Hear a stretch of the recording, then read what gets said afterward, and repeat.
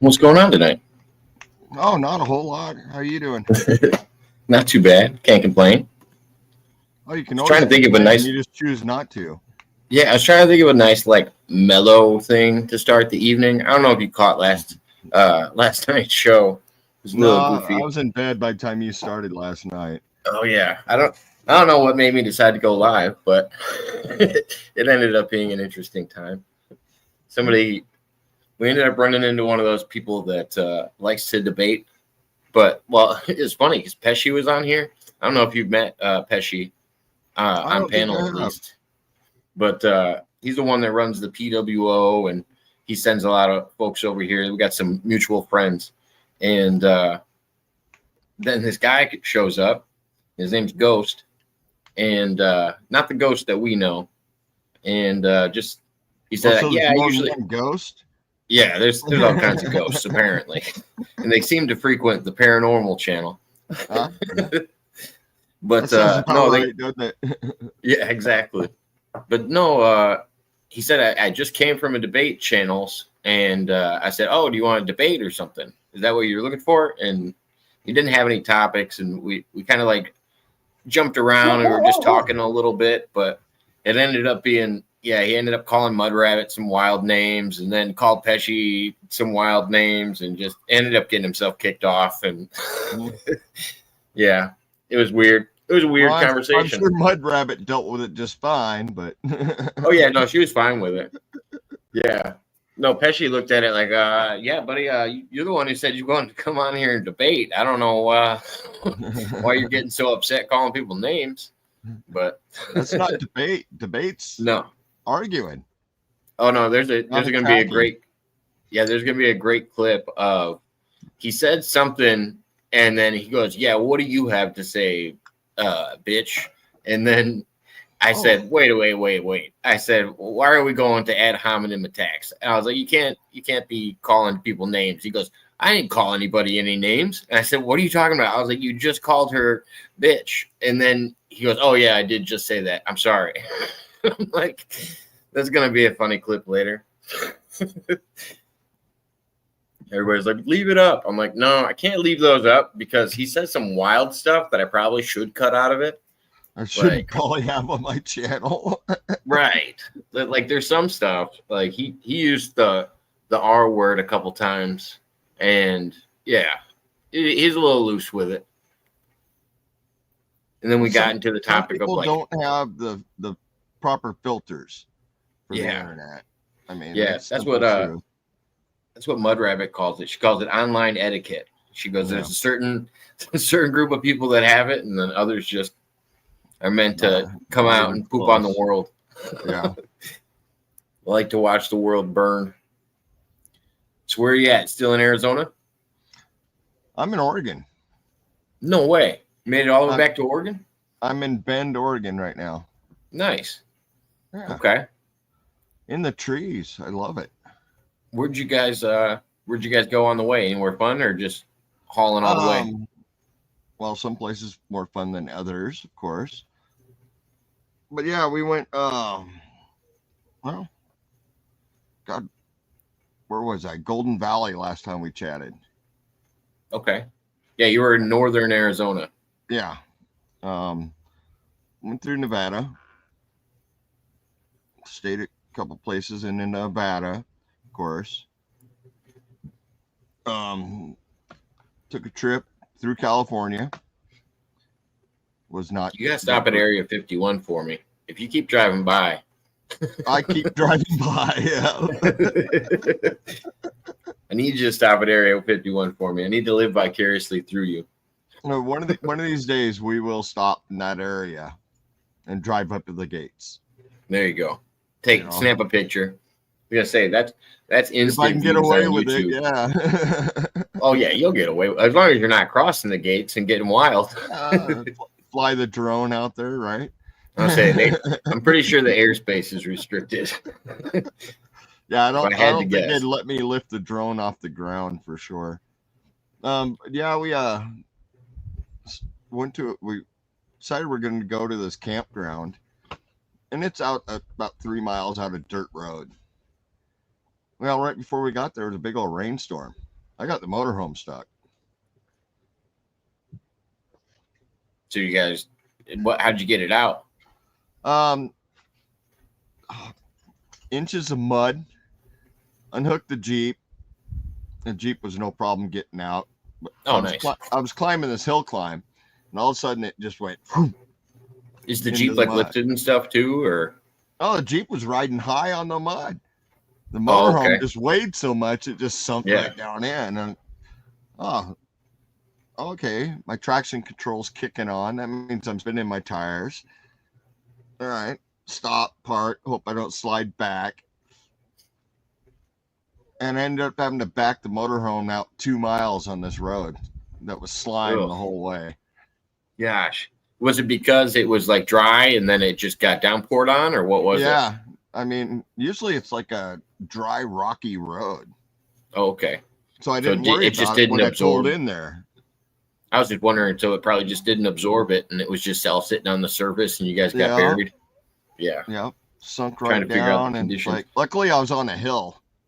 When you showed me your motorhome, you showed me a link to one of the ones you guys were getting. That one, the wheel design is way better on that than some of the real long ones that you see. Sometimes they just have like the 4 wheels in the back and they're like pushed together. And I don't know. I think I've always thought that the wheels that they put on motorhomes are just dog shit for actually like being able to haul them around. Like it's mainly meant for just like parking and never moving it. But the ones that you had on yours look a little bit, well spaced out. They're just not off-road tires. Yeah. You're never going to get off-road tires. I tried a couple times. It's like, can I get to the bottom of this, get into the rocks, But there's no way for me to turn off my traction control. Oh, so it auto adjusts. I kept bogging it back down. It's like, no. I was halfway up this hill. No problem. I saw the hill. I'm like, all right, it's a little slimy. I'm going to punch it. So I was hauling, going up this hill, and I didn't make it. The worst part was I had to back out around corners that were sloped and had to prevent my front end from sliding into the ditch or my rear end from clean going off the road. There's a couple times. How much does the mobile home weigh? I mean, the trailer weigh? 56,000. Okay. I was trying to think about how much it would take just to move the Jeep a little bit. Yeah. I thought about, the Jeep can't push it. I know that. No. Even though the Jeep has no problem in that mud, the Jeep's a mess, but it wasn't from the motorhome. The motorhome's still clean. Is it really? Yeah. The mud flaps work. I was going to say, that's pretty good. And it's got those, I don't know what you call them. They're flaps that come down on the front of the tires that are hairy and just to catch the tires. Yeah. And it doesn't even look like I did a mud run in my motorhome. Now I seriously did a mud run in my motorhome. We were talking like half the tire buried. Oh, I buried it to the rims. No. Yeah. Wow. When I opened the door and got out, I'm like, oh, dang. Now I got to step down into this muck. We had that one time when we were camping, not with mud, but with water. We were camping on a bank and we woke up and you know how you got the steps off the trailer. Yeah. Our bottom step was submerged and we still had our pop-up out. Like we had our slide out. And we're like, oh shit. Like, I hope this goes back in. Like we didn't want the engine to be underwater or anything. Right. God, it was sketchy. And then we had to pull it out of there because the water was still rising. So we had to get all of that stuff off. Yeah, it was a pain. Yeah, I camped out at the beach in my old motorhome one time. 2 weeks wearing rubber boots just to walk outside. And there were a couple times where, oh boy, I don't know if the boots are going to be enough. Oh yeah. I would rather go with waders most of the time than tall boots, just because every once in a while I'll catch a pocket or something where I step too far down and just fill a boot. We were kayaking, me and Jody were, and I think I gave her my boots and she did that. I remember where we did it. We were under a bridge locally and she took one step too far and the whole boot filled up. I had to scoop it out of the water. Yeah. Yeah, I've Every done that once a in a few while, times. I'm like, oh, I just wish I had my overalls on. Or I wish I had some normal waders on where I'm not worried Right. about it. Even right now, I don't. My boots are not easy to get to. I got my boots in the motorhome, but they're in the inside middle of my motorhome where I'd have to crawl in there to get my boots out. Oh, And I was sure well, wishing them because I got mid-high waterproof shoes on. yeah. But I was like, oh, this could be cutting it close in this muck. Are they getting caked? You have to knock off the bottom layer every once in a Oh while. man, we still got to clean the inside of the motorhome. Oh, I hate when I'm Because doing after that. I unhooked the Jeep, I had the wife had to get out, and all she's got is little low top tennis shoes. Oh, so she can't even step down without getting submerged. Yeah. Her shoes are still sitting right by the door in there, and they're nasty looking. Yeah, But yeah, no, that's the worst. She backed the Jeep out, and I backed the motorhome out, and she found a place to turn around in the Jeep. And she's like, "Oh, you can turn around right here." And I'm sitting there looking at her tire tracks are like 3 inches deep in the mud. I was like, no, I would definitely get stuck in that. Right. We need to pull away a little bit farther. I ended up having to back clear out to the highway. You said it was like 2 miles back back onto the highway. Jeez. Couldn't imagine backing out 2 miles in reverse. In a 40-foot motorhome. Yeah. No thanks. Hard pass on that one. I was like this, Yeah. stressed to Shaking. the limit. And say, hopefully you got good mirrors on it. Yeah. And adjustable and a rear camera. My parents had to get the extensions because you just couldn't see like around the corner enough to actually do it when he was pulling it. And he even had like I remember the first time my dad was trying to move his trailer, and he was pulling it with his truck and trying to back it up or something. And I don't know if he still had the tow rods on it or something. He just couldn't turn it. I just remember him clipping. I don't remember what he clipped. I don't remember if it was our lean-to or what it was, but he clipped something for sure. I find trailers way easier than the motorhome. Yeah. But you got a pivot point. Construction, I've always had a trailer behind a vehicle, even if it's a big vehicle. Well, then at least you got a pivot point. 40-foot truck with a trailer behind it, Yeah, because I drove a crane, and then I've also driven plenty of trailers, and it's like when you have a pivot point, it's a lot easier. The only adjustment is how much weight you have behind you and how quick it's going to turn on you. Quick it's going to turn, yeah. Yeah, that's like just my Jeep and my little Go pop-up trailer.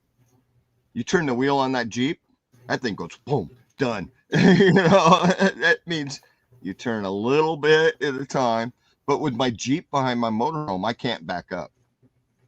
With your Jeep behind your motorhome, you can't back up because you can't see how far?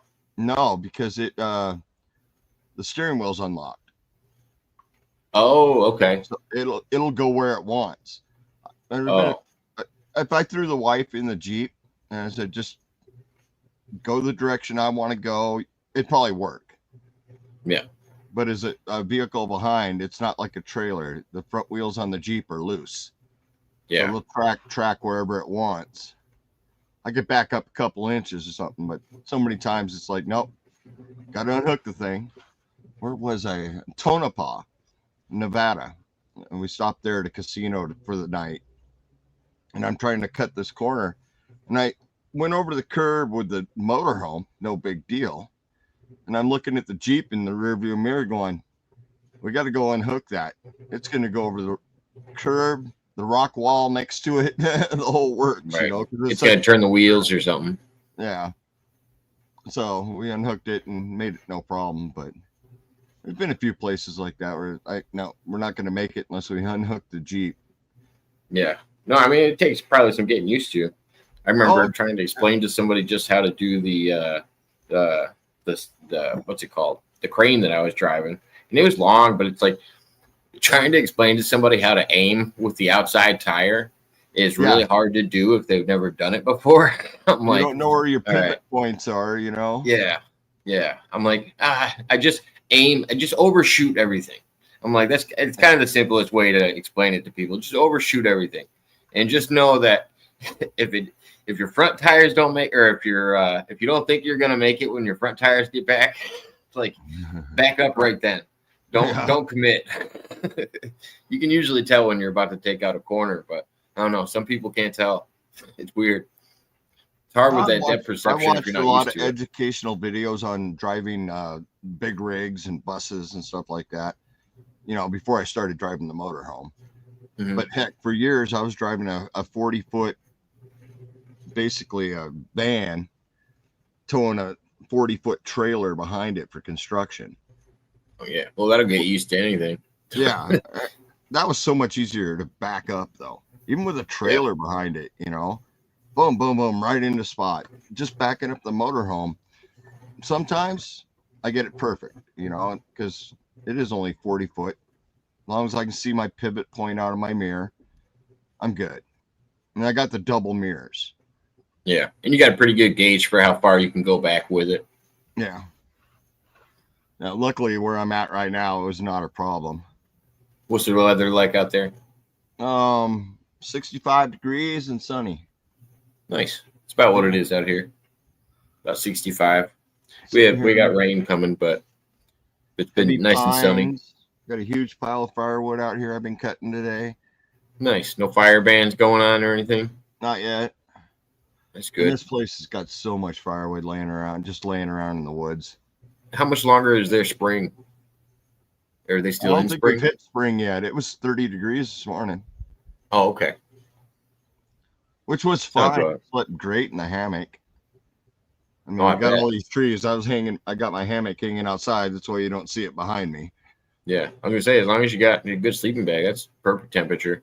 Yeah, don't get too hot. Under quilt and my sleeping bag, and I was a little warm. Yeah. Tonight's supposed to be like 26 degrees. That'll be more in the comfort level, I think. Nice. No, that's cool. I like being able to like see your breath in the hammock. Like it's a good middle ground because I know I can still go up. The top of my sleeping bag was just sopping wet from my breath. From breathing. Yeah. I got up this morning. I'm like, all right, stretch this out, get this hanging over here so it dries back out because it's down. I don't want it too wet, but let's say you gotta get yourself like a bib for it. I got a bib. It was just under the sleeping bag. I'd say whenever you got a beard or something, that just freezes. Oh, it was sopping wet too. Don't get me wrong. Yeah, that's why it looks so nasty because it was just sopping wet all night. Well, it sounds like you guys got a safe trip, a fun trip in. What were the good spots on the way? Walker Lake in Nevada. Okay. What did you guys do out there?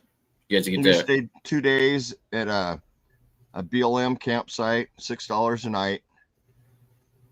Basically just a straight out view right over the lake. Nice.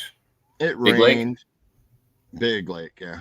Well, not in comparison to what it was. Because where I was camped in 1920, I'd have been 100 feet underwater. Oh. And I was at least 150 So they've lost quite a bit of water. They've lost quite a bit of water. Irrigation sucking it out before it gets there. The lake has no outlet. So it's a dead lake. Is it from a spring or what's it from? No, it has a river flowing into it. Walker River. Okay. Just the irrigation is sucking so much of that water out that the lake's just not rebuilding anymore. Yeah. It's dwindling down by the time it gets to the lake. Yeah. I'm sure it was down like 10 feet from the last time I was there 2 years ago. Did you do any fishing out there? No. There's no fish in that lake. No. It's a dead lake. I didn't know if they got trapped in there from before, you know. If they did, they're dead. Really? Why, does the water get too hot or what? It's salinity. What's the salinity? Too much salt, mineral. Oh, okay. There's no algae. There's no nothing in there. Oh, weird. So is it like crystal clear then too? Yeah, it's pretty clear. Yeah, I would assume so. Distilled water. It's considered a dead lake. It used to be the world's most popular place to go watch loons. That's creepy. I don't know if I'd want to see a lake like that. It is a little weird. But there are Thinking birds about out there, little ones diving. And I'm trying to figure out what are they diving for. But they just had a huge rain snow event come through, so there's fresh water on the I shoreline. gotta say they got to be going for minnows or something. You know, there's got to be. There's got to be fish coming down the river either way, right? Yeah. Well, I feel like they. Well, otherwise, why would they be diving? You're right. They're not cooling down. Yeah. No, they wouldn't even stop for that. No. I already got a good breeze up here. Why? Why are But we the last diving? time I was there was no wildlife at all. I mean, there was nothing.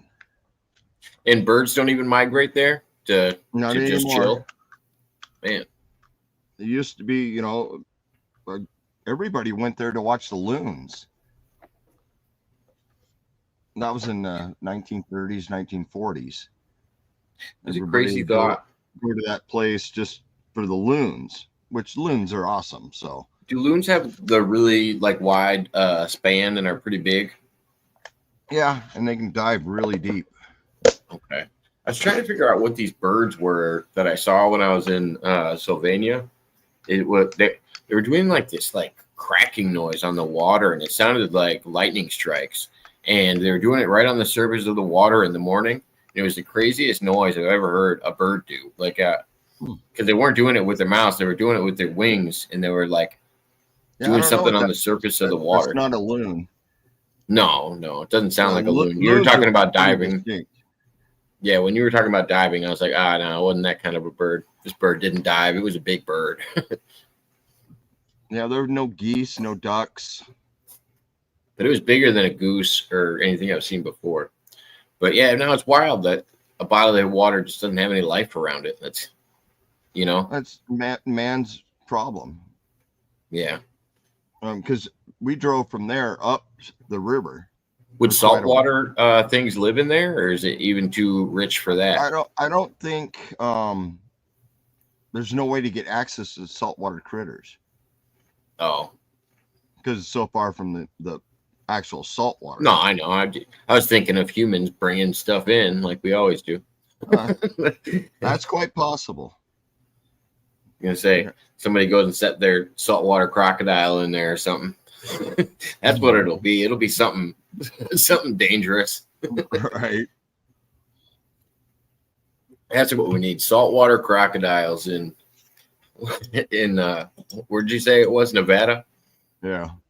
Yeah, that's a great place for saltwater crocodiles. I can see it now. There's probably a couple good spots in Nevada. Yeah, I didn't realize the saline. We're heading from there.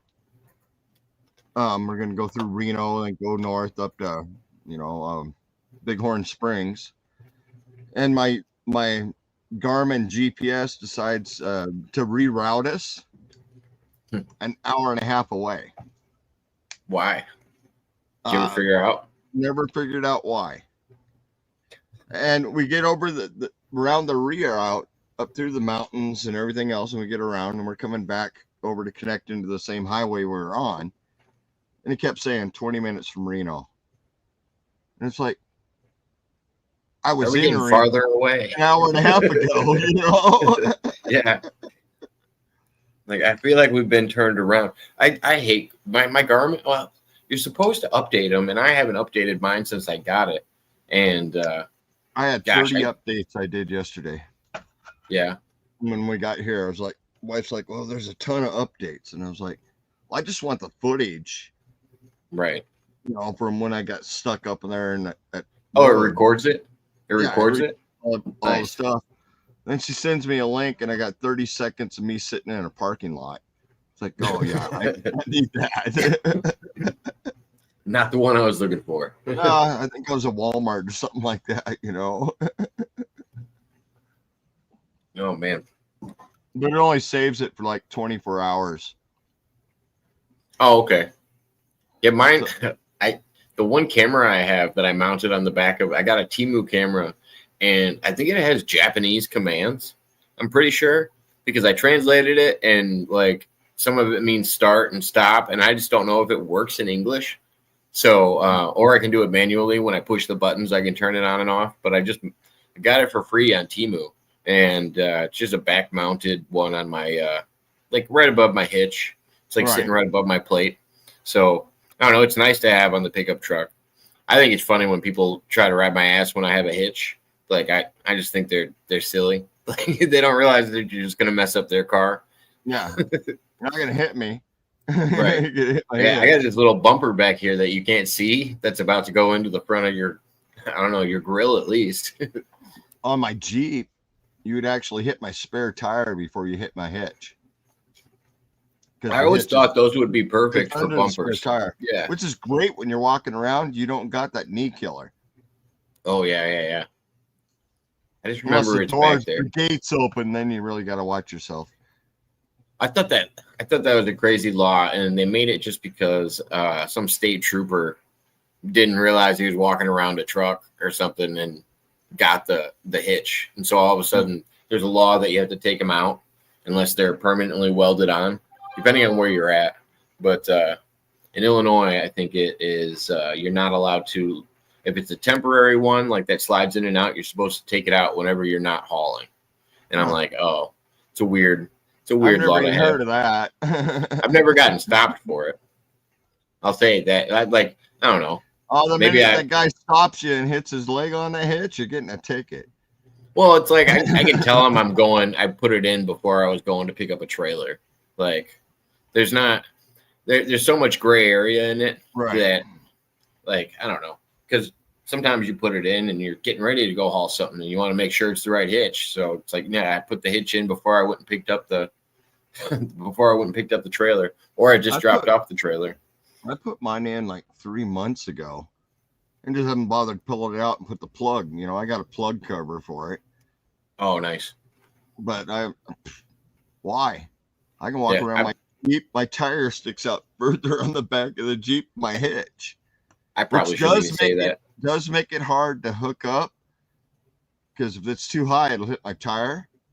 Yeah. So I set it, to the point where it'll hit the hitch and skip over the ball. Yeah. Do you have a straight hitch, or do you have to have yours raised for the mobile home, or how do you do it? The motorhome is straight to the front of the Jeep. Okay. And luckily it's the right height. Oh, nice. It's easy to do then.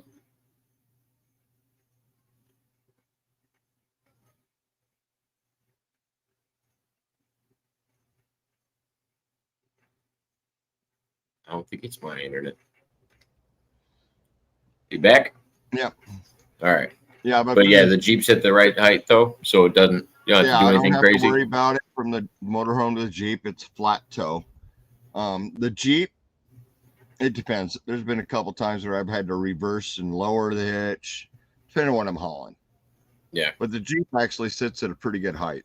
Unlike my old Dodge truck where I've had to reverse the ball so many freaking times, turn the hitch over, reverse the ball, depending on what I was hauling. Yeah, I had to, I just bought like 2 different tongues just because I had one that's dropped down and I had one that's raised up. It was just easier to do. Like, I'm just going to have both of them because every once in a while I'll run into a trailer where I wish it wasn't dragging so goddamn low.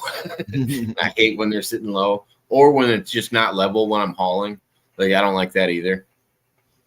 Yeah, I see a lot of people going through campgrounds and it's like, dude, your trailer's sitting like this. Right. Why? Like this. It's like, no, you need them things flat. Otherwise, they don't turn properly when you're going backwards. Right. Well, it's just, you're changing your center of gravity. Yeah. It's exactly not what you're good doing. For gas mileage. It's not good for a lot of things. Yeah. Well, and then if you talk about the trailers that have that lock, you know what I'm talking about, when you pull it, like car trailers, like when you pull up onto them and then they settle, and then you have to like put that latch to keep them from rocking back up. You know what I'm talking about? Is really actually pull all the way on top of them. I've seen people not latch that, and then when they're hauling, it shift and like move over a little bit. I'm like, I would poop my pants if I was hauling something and it did that. I'd be so mad at myself. I don't know. Hauling freaks me out, especially when I'm on like a busy interstate or something like that. I hate being responsible for other people around me. Yeah. I'm kind of used to going through towns now, which sucks, you know. Be doing 60 miles an hour for hours on end. Now I'm doing 25 through a town. Yeah. Come on. You drop. I just don't like the rapid drops. Like I'm all cool with it being a gradual drop. Hey, go from 60. It's gonna be 45 up here. Then it's gonna be 30. Nevada, reduce speed ahead 20 feet further. There's a sign. Reduce speed ahead 20 feet further. There's another sign. So you'll drop from what 70 mile an hour speed limit, which I don't do in the motorhome, down to 25 within 100 meters. Oh God. And it's like I hit my engine brake, I hit my brakes, and it's just drop. Yeah, no, fuck that. I hate doing that because, especially if you have anything with like decent brakes on it, it's not good for them to be. Well, I mean, I guess you're right. Motorhomes aren't supposed to really go over 65, 55, depending on the vehicle. Most of those aren't even supposed to go that fast, I don't think.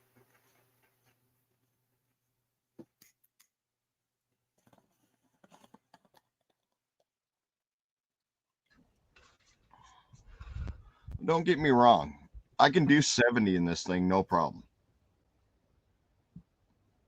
Uphill, downhill.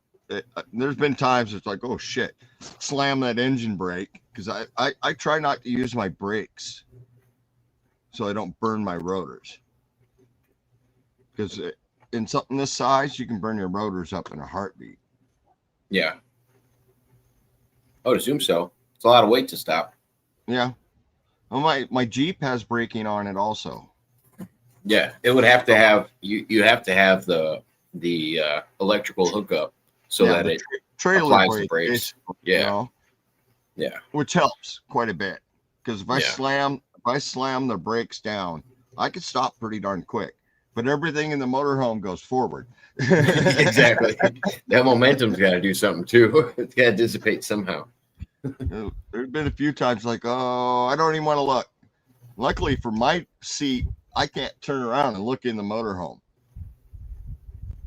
because I got the big old slide behind me that slid in.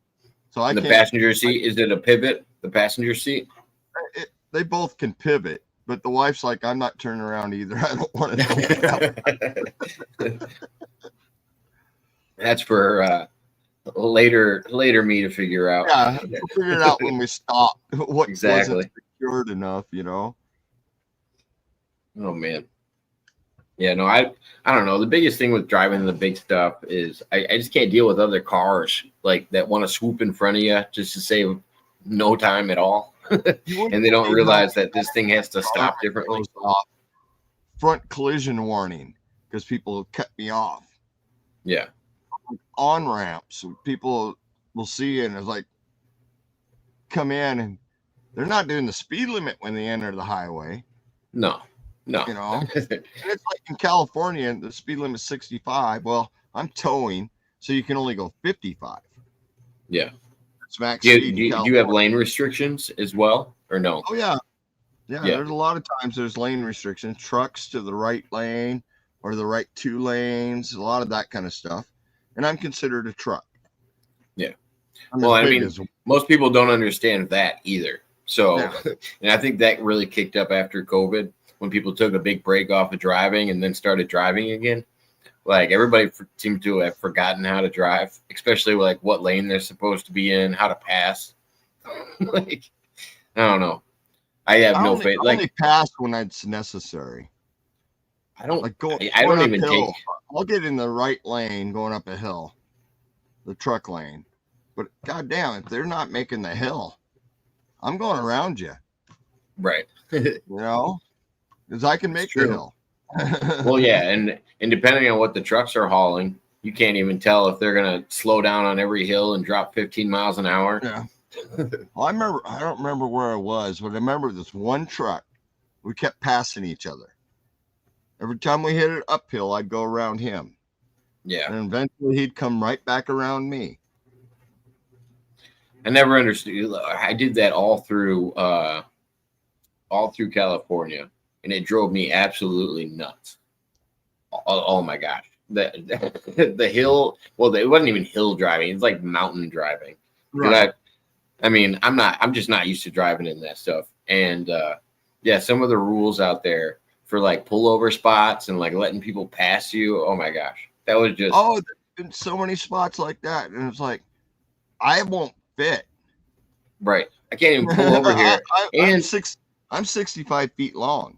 Well, and you're going 65, you're going 65 miles an hour, and it's a 200-foot pull off, something like that. And so you have to pull off quickly, like around a bend, and it's just like, no, this works for cars. It doesn't work for trucks. Right. Well, a lot of times it's like by the time I slow down, I'm on the road still slowing down so I can fit into the spot. I've already starved the people behind me enough time. By the time I get in, it's like, man, I'm just going to keep going. Cop wants to pull me over for it. I'll just explain the same thing to him, Right. Me and all the other drivers. Almost 10 miles an hour to pull in here to stop. We still could have been, another mile down the road. Right. Because I'm not silly. I'm not slamming on the brakes. Yeah. Well, yeah, that's not going to help anything either. No. Well, it's like there's a balance, and police officers realize it, that you gotta somewhat go with the flow of traffic. It's like city. The lights are designed for cars. Yeah. Not trucks. Well, so, and I almost feel like some of the I'm within the distance. Maybe I could stop in time when it turns yellow, but no. Yeah. Going right through a red light. Right. Well, and that's why I've never understood some of the red light tickets that they give out. You know what I mean? With the cameras just up there. I don't know if they have those up there. They're unconstitutional in a lot of states. They're considered that, but in Illinois, they're pretty popular. And yeah, sometimes when you got to load, you got to commit to going through. You can't slam on your brakes when you're hauling a Bobcat behind you. You're not gonna make it. Yeah, I've had a Bobcat through the intersection by the time I stop. Yeah, and I've had a Bobcat chained up behind me, or like I said, with those cars, they'll swoop in front of you right before the light changes, and they'll stop, not assuming that you're gonna have no problem with it behind them. Yeah, I've had people do that to me so many times. It's like, you got to be freaking kidding. Thank God I need to kill all of brakes, us. Right. This is why I save them. Wasn't for the brakes like on that Jeep. And my Jeep don't weigh nothing. Yeah. But it's still enough braking that it helps quite a bit. Yeah. Well, and if you got the good wheels on it, you got a little bit more traction. You're all right. Yeah. Yeah, as long as I'm on the pavement, I got great traction. Yeah. I mean, I don't know. Are the knobbier wheels on the Jeep actually nice on the pavement, or are they actually better for? I actually got a 10-ply tire on the Jeep. Okay. And you can't hear them going down the road. They're not a mud tire. They're an all-terrain. So they're really good on the pavement. So do they lose? Are they like getting chipped on the pavement, or no? Are they, you know what I mean? Are they getting smoothed over, or are they pretty good? After I've had these new tires for a year, and they look brand new. They still have the little nubs on them and everything. Well, on some of them, I have had to go around some rocks that kind of take care of that, or the curb stops every once in a while. Yeah, every once in a while. City driving, you got to take those turns. And I take them like a semi truck, and you wouldn't believe how many people don't respect that right hand turn. Where I used to pull all the way into the left lane to make the turn. Yeah, you almost have to. I only go far enough that they can't get under me. Oh, okay. Because I usually like, you got to be kidding me, like roundabouts and stuff like that. You got to be kidding me. I drive right down the center of that white line right between my tires. Oh yeah. Otherwise, you're not gonna be able to turn out of it. Yeah. I mean, depending on how tight the roundabout is. And I've had a couple times where I've had to stop because somebody was cutting under me. Jeez. You know, I usually tell people, I was like, aim at that opposite lane. Like, you just want to scare that person, but you're not going to fully commit to that lane. I was like, then the turn's there. That's when you know you've gone far enough. Yeah. Just to make them poop a little. Well, I've been a couple times. Like Tillamook, Oregon. I was there one time. Only gas station I could find for my old rig, which took gas, not diesel. Yeah. And they're like, well, I'm not sure I'm going to be able to get out of this because there's so much traffic in the other lane, 2-lane road.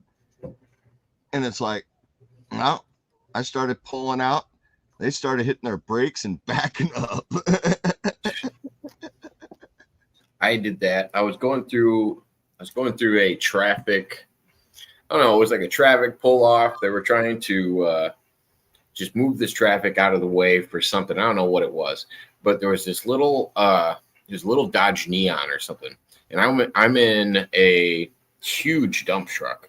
I had my CDL, so I was able to drive it, but huge dump truck. I couldn't see this little car that was behind me. And I got a state trooper in front of me who's got me stopped, and he's just waiting to wave me through onto the next thing.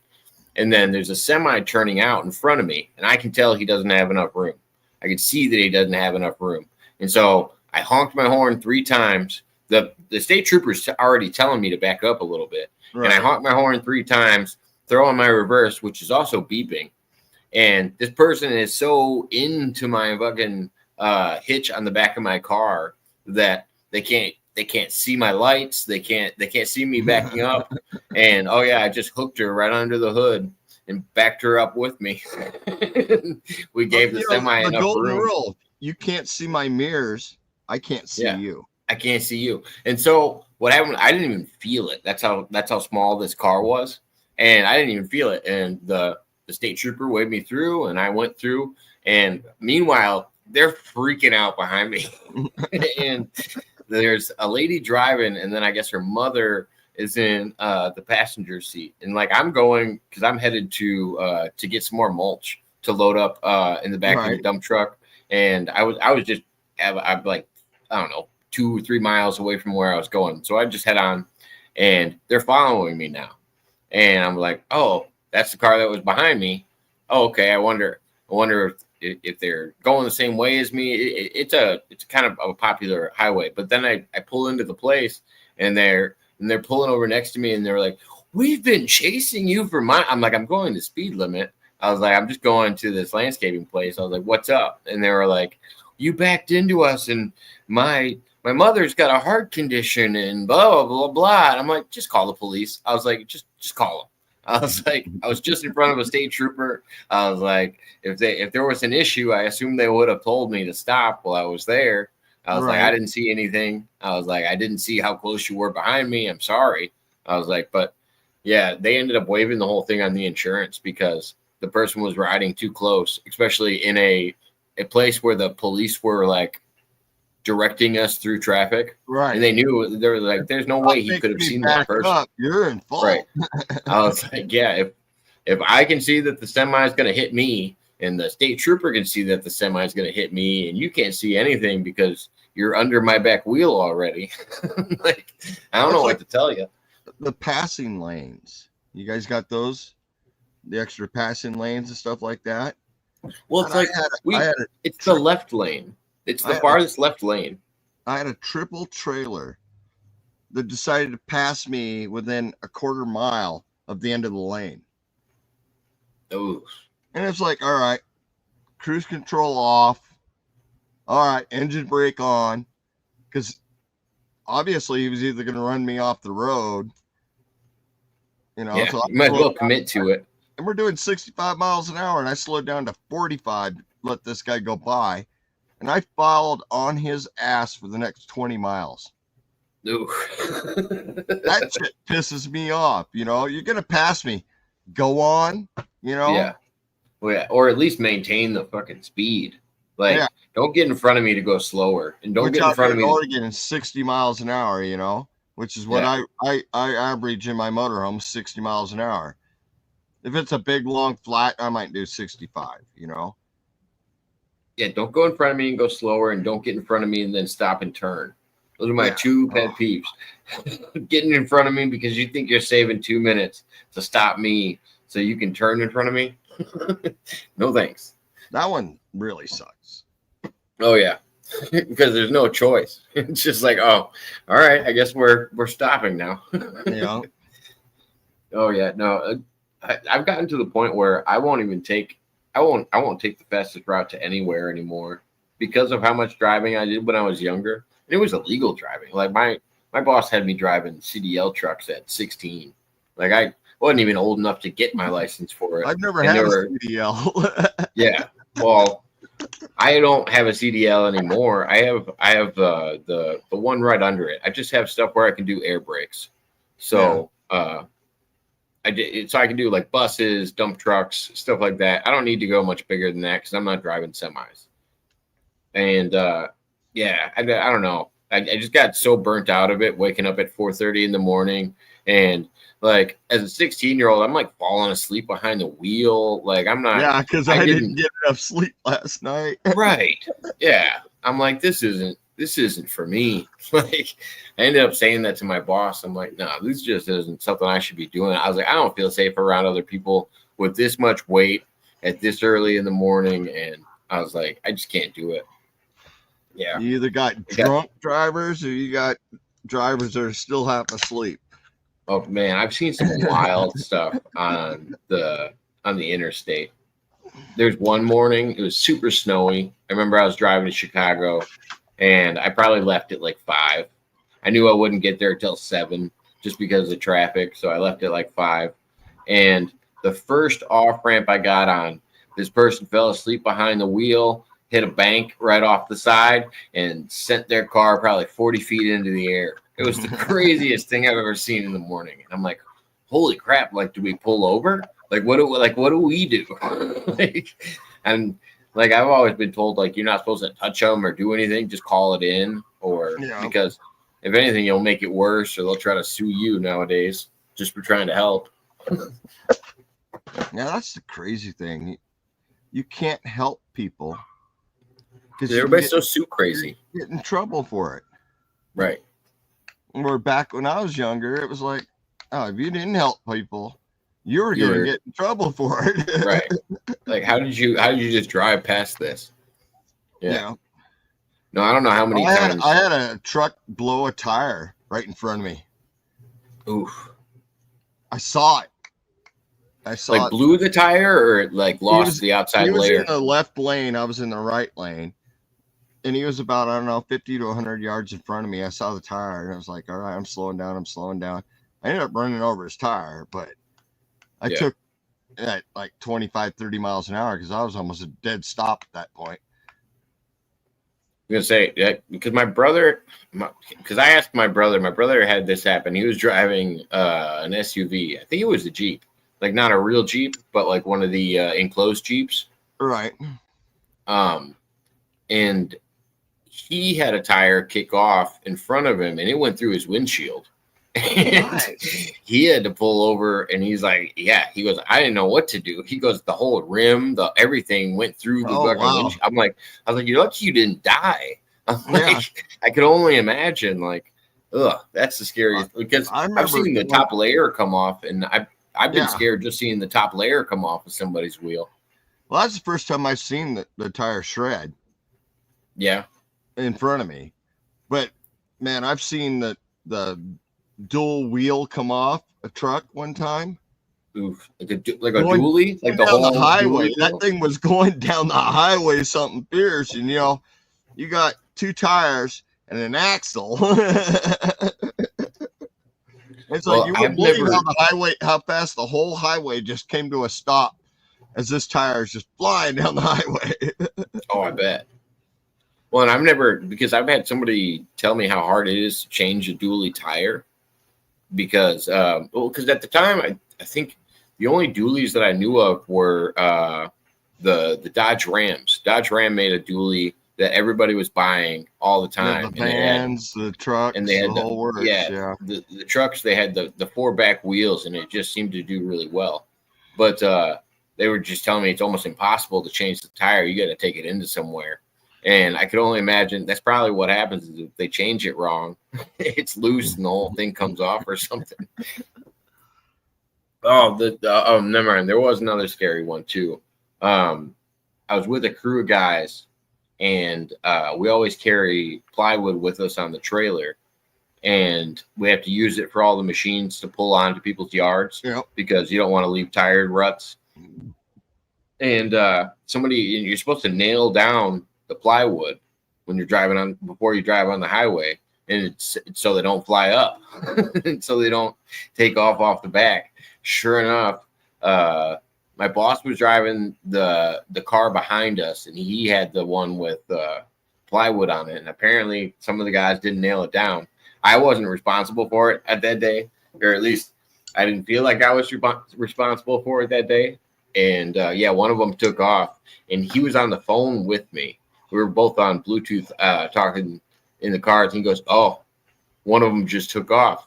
And I said, "What are you talking about?" And he was like, "One of the pieces of plywood." He goes, "Just went in the air like a sail." And I was like, "How are you so calm about this?" He goes, "Oh, I'm not pulling over." I was like, "What do you mean?" And he goes, "You can't pull over." And I was like, "What do you mean you can't pull over?" And he was like, "If you have to go back there and take responsibility for anything that happens," he goes, "then it's a big deal." And I was like, "Really? Like that's how it works? You just keep driving?" I'm like, I don't know. If that happened behind me and there was cars behind me, I would have to pull over. I couldn't do it. I couldn't. Yeah. I couldn't be responsible for something and be like, no. There are laws. Secure your load. Oh yeah. And then I assume if you fuck up and don't do it, then you're responsible. Roof racks on their trucks and not tie their ladders down. Yeah. I had one come off the truck and hit my truck as I was traveling. Passenger grabbed the ladder. Oh, I bet. And we followed that son of a bitch. Had the cops on the phone. Followed that son of a bitch to where he was going, gave him his ladder back, and the cops gave him the ticket. Jeez. And he had to pay for the damage to the truck too. Well, it's like I would much rather have an aluminum ladder fall off than a piece of fucking plywood. Oh yeah. I feel like I'd kill somebody with a piece of plywood. Plywood would cut a car in half. Oh yeah. I've seen what a deer can do. I can only imagine what a piece of plywood does. If you caught it nice and flat, it wouldn't be so bad. But no, they literally take off like a sail. Oh yeah, they only take off like a sail. They're only catching the wind. Oh man. But yeah, I was like so scared when stuff like that. I just hate being responsible for other people around me. That's what it is. That's probably one of the main reasons I work for myself today, is because I can check all my own stuff. I'm responsible for myself. Yeah, it's so much easier.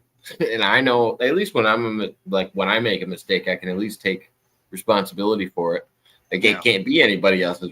It can't be anybody else's fault but mine. So I have to.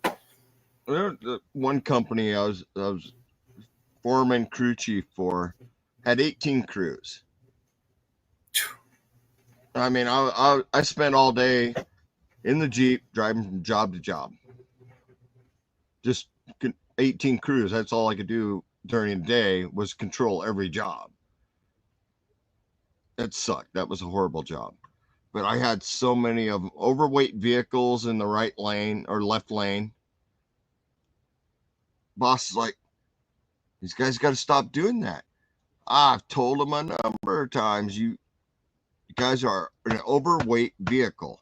You can't be in the left lane going through some of these towns. And after that, they started getting the tickets themselves, not the company. Because we finally contacted the state patrol and said, hey, we've warned these guys. It's on them. And the state patrol's no problem. Well, yeah, and they take the test. They know what the weight limits are. Yeah. You have to know the weight limits, otherwise you can't pass the test. Right. Like, I remember doing it just for the air brakes. You have to know different weight limits. Yeah. Yeah, I don't have air brakes. I have an engine brake on mine. Yeah. It's not a Jake brake. What's that? But Jake brake is your normal air brake. Oh, okay. So it's got a compressor hooked up to it. Is that how they usually work? Okay. Yeah. Where mine is just a decompress of the compression, which is still illegal when it says no engine brakes. Yeah, because they're still loud. They're probably still really loud. Not really. I can't. I was gonna say, I don't think air brakes aren't that loud. I don't think air brakes are nearly as loud as people think they are. No. It's when you lock up your brakes. That's when stuff's loud. It's that guy in that little Honda with the modified exhaust. That's loud. Yeah, that too. The little rice burners. It's more annoying. It's like a buzzing in your ear. It's more annoying than loud. I was in Tonopah, Nevada. I'm sitting in my chair outside the motorhome, like I normally do when we're just doing overnighters. I'm just sitting there in my chair, having a beer and a cigarette, and all of a sudden this guy fired up this car. Like, I jumped. Like, what the hell was that? I was one of those little tiny older Mustangs. And I'm like, you gotta be freaking kidding me. Why? Like, it was just, was it rebuilt or something, or was it just a regular Mustang motor? It was just a regular Mustang and a modified exhaust. So it's the exhaust. Because I like the sound of a Mustang. I was just thinking, I wonder what they did to make it sound goofy. Because when I was building and running and racing cars, we wanted our cars quiet. Yeah, I mean, it depends on the style. If you were racing, you'd probably want it quieter. So yeah, I'm gonna say, but the American muscle, the American muscle, you want something with a little loud. Oh yeah, you put a single pipe thrush on there, it's a muffler. But boy, muffle. Or two straight pipes, and then the intake is actually sticking out of the hood.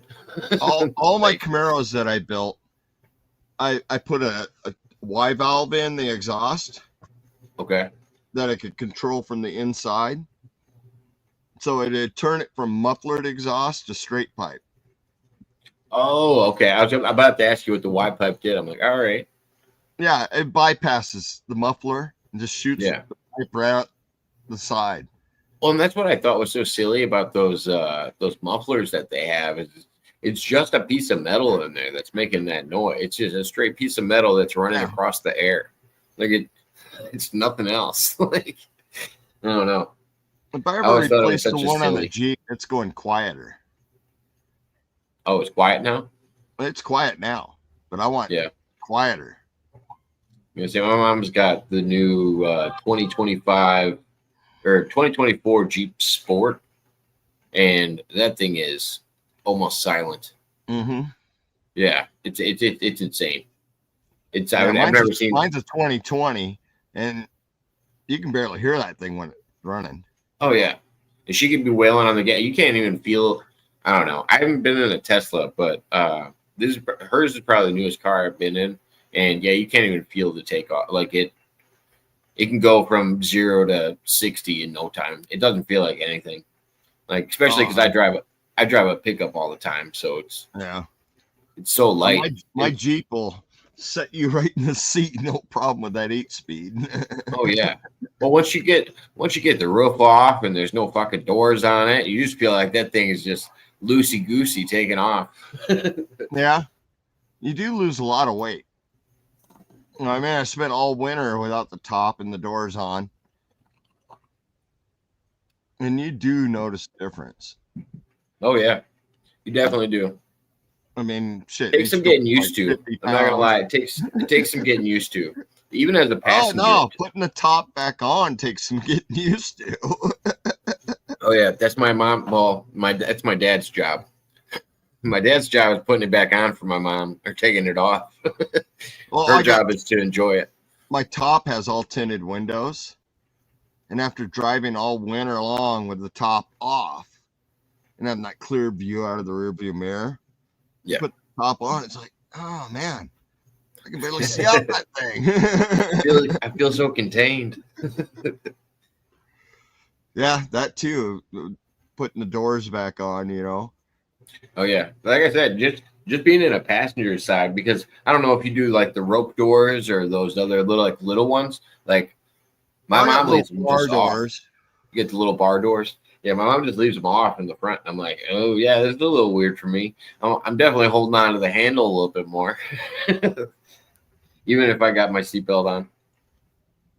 I might have a picture of it somewhere. What, your Jeep? Yeah, with the doors off.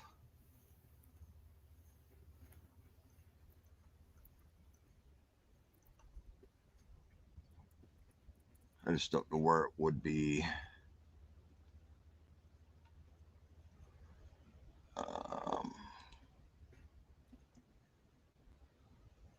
Why?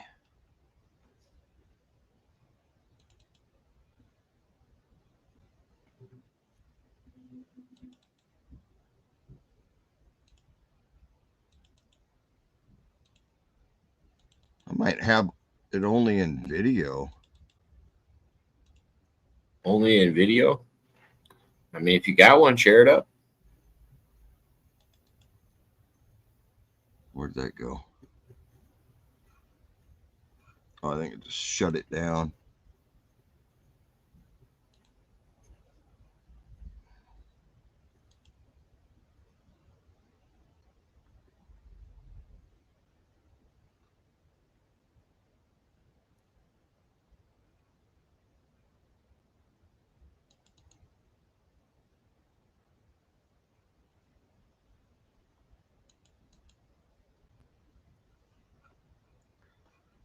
Oh, it's not letting me do that. Weird. It's not letting you share it. Oh, no, It's it's not coming up. letting me look at it first. Let me go somewhere else and look at it. Oh, first. it's pulling it up. I got a video and I got a slide. I don't know. It's giving me two pictures. Oh, I got a JPEG all right. that got added, and then I got an MP4 that was added. Okay. You want the video? Yeah. All right. Buddy, I'm out and about doing some rock hounding again. Out in an area I checked out last time. Watched my last video out here rock hounding. You've probably seen. See if we can find a. I'm gonna say it looks pretty good. Out in an area I checked out last. Yeah, it's actually not too. Oops. Goddamn video clips is such a pain in the butt to do. But yeah, that's with the doors off. And that's basically how I ran it all winter. I did have the. What's the style of that one? It's a JL. JL. Okay. This is the first time running around with the top off and the doors off. I did keep you can see the rain roof on there. Yeah, the little retractable one. Yeah, which I have on there now. Even with the top on, I still have that on there. Does it just cover the front, or how far back does it go? It only covers the front to cover the dash. Okay. So and if it rains, I can easily drop it. So does it also have the plastic floor, basically, where you can just kind of hose the whole thing out if you needed to, the interior? It's carpet, but it's an outdoor carpet. And yeah, it's got drain plugs in the floor and everything else. But yeah, that's, I don't think there's, I think at some point I turned around and got a good picture of it. Oh, video is such a pain.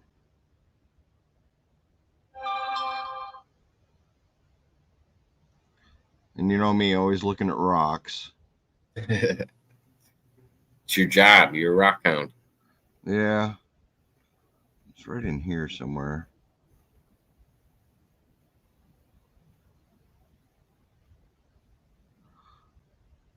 I do love the desert. It's a nice desert. I haven't seen cactuses that tall. Those long ones that I can see on this. Yeah. Those like saguaros, classic, that classic cactus look. I haven't seen those anywhere. That's a cholla. Don't touch them. It looks dangerous. It is very dangerous. Bunch of pricklies that stick to you. They got hooks on the end of their barbs. Oh, so they stay in your skin. Basically a cactus that bites back. It won't just poke a hole in you. It's in there. That was a good spot right there. I'm running the desert flag, which I don't have on right now because I'm not out there, but I told the wife at one point we should just remove the little rag top on there too. But it was handy when it was raining. Oh, I bet. So you just close it down. Your dash ain't getting wet. Front seats aren't getting wet.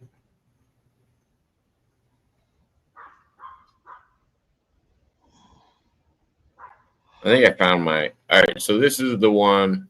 I think I found the picture of the one my mom's got. Let me see. The only thing that's different is the wheels.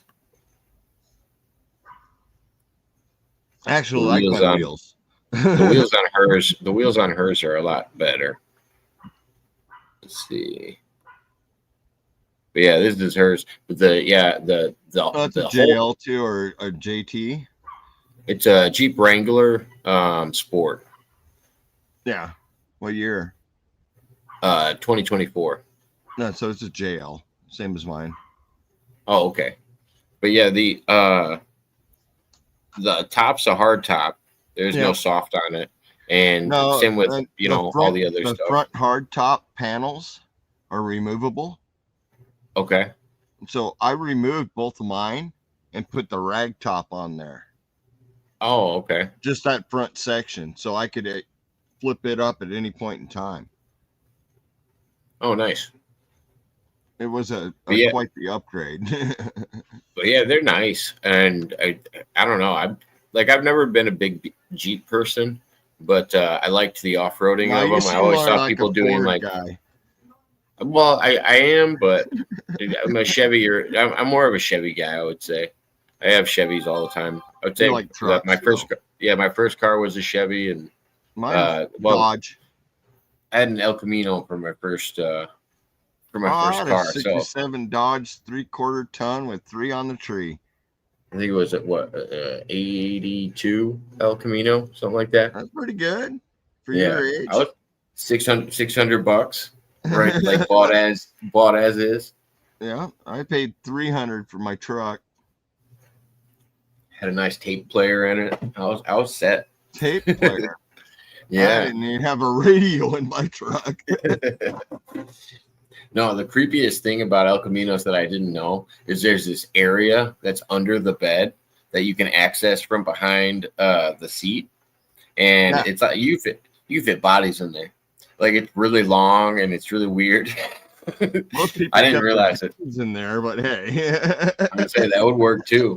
But yeah, I didn't realize that there was an area back there. It's kind of creepy. But yeah, the first time I got pulled over in that thing, it was the funniest thing. I think I was seat. Well, no, I was 16 and I had 3 girls laying down in the bed of the truck, and I pulled over at a Shell gas station to gas up, and then a cop pulls in next to us, and it was past curfew, so everybody had to go home, but they had to drive all of the girls home because they were minors and we were minors, so it was their responsibility at that point. And I was like, oh, sweet, I don't have to drive them all home, and I didn't get in any trouble, and just got to go back home and not give them a ride home. I didn't have to explain it to anybody's parents. It was great. I've never had a curfew. Well, I guess I did growing up. I had to be in bed before my dad got up for work at 4:30. What did you say? That was my You guys didn't have like town-wide curfews or anything? I never lived in town. I thought that was after you were known of one, yeah. I'm gonna say that's wild. I expected you to have to deal with them at least when you were younger. Yeah, especially around here, and I don't know if it's because of crime maybe We they only had to deal with the sheriffs, you know, when you're setting bombs off in the middle of the street and stuff like that. And yeah. you had to deal with the sheriffs, but I never got caught. So I'm gonna say the state police handle my that little now. brother spent time in juvie. Oh, did he? What for? What was your little brother doing? Just bad theft, kid or what? theft, breaking Oh. into cars and taking stuff. Oh. I wasn't even around when it happened. I was up in Canada on the farm, you know, working. There's a. Oh, you got to come home and take care of your little brother. Why? What do you do? I got 2 more months up here on the ranch, you know. Right. Sorry, I'm not gonna babysit. He had a bad summer that year. Oh, I bet. I told him flat out, if you're not home before Dad gets home every night, and you're not home before Dad gets up every morning, I'm gonna beat your ass. And you're doing you all came, my chores you came for home the rest just of the to summer too. So you came home just to get him in line? Yeah. I was gone most of the time though. I was gone. Like I haven't spent a summer in Washington in years, and it's like, all right, I'm here. I'm going partying with my friends and all this stuff, you know. And I told my little brother, you fuck up once, I'm just gonna beat your ass. And then Dad's gonna beat your ass. That's the way it was, you know. Yeah, just stay out of trouble and you'll be fine. Yeah. Keep it easy. I remember my mom waking me up like early one Saturday morning. Where's your brother? Dad got up and had to work on Saturday. I'm pretty sure my brother didn't know that. And where's your brother? Where's your brother? I get up, look at the room. He's not there. All right. Walk out the front. Well, his bicycle's sitting up against the maple tree in the front yard. So he's home. Walk out to the back deck, and he's fucking passed out on the back deck with a sleeping bag and piles of puke all around him. He's right there. God. I went back to bed. Next thing I know, I can hear my dad, which came home from work, whooping his ass with a, cold water hose. Oh, I bet. Well, he stole a fifth of whiskey from my dad, went over to his buddy's house, and they drank it and got hammed.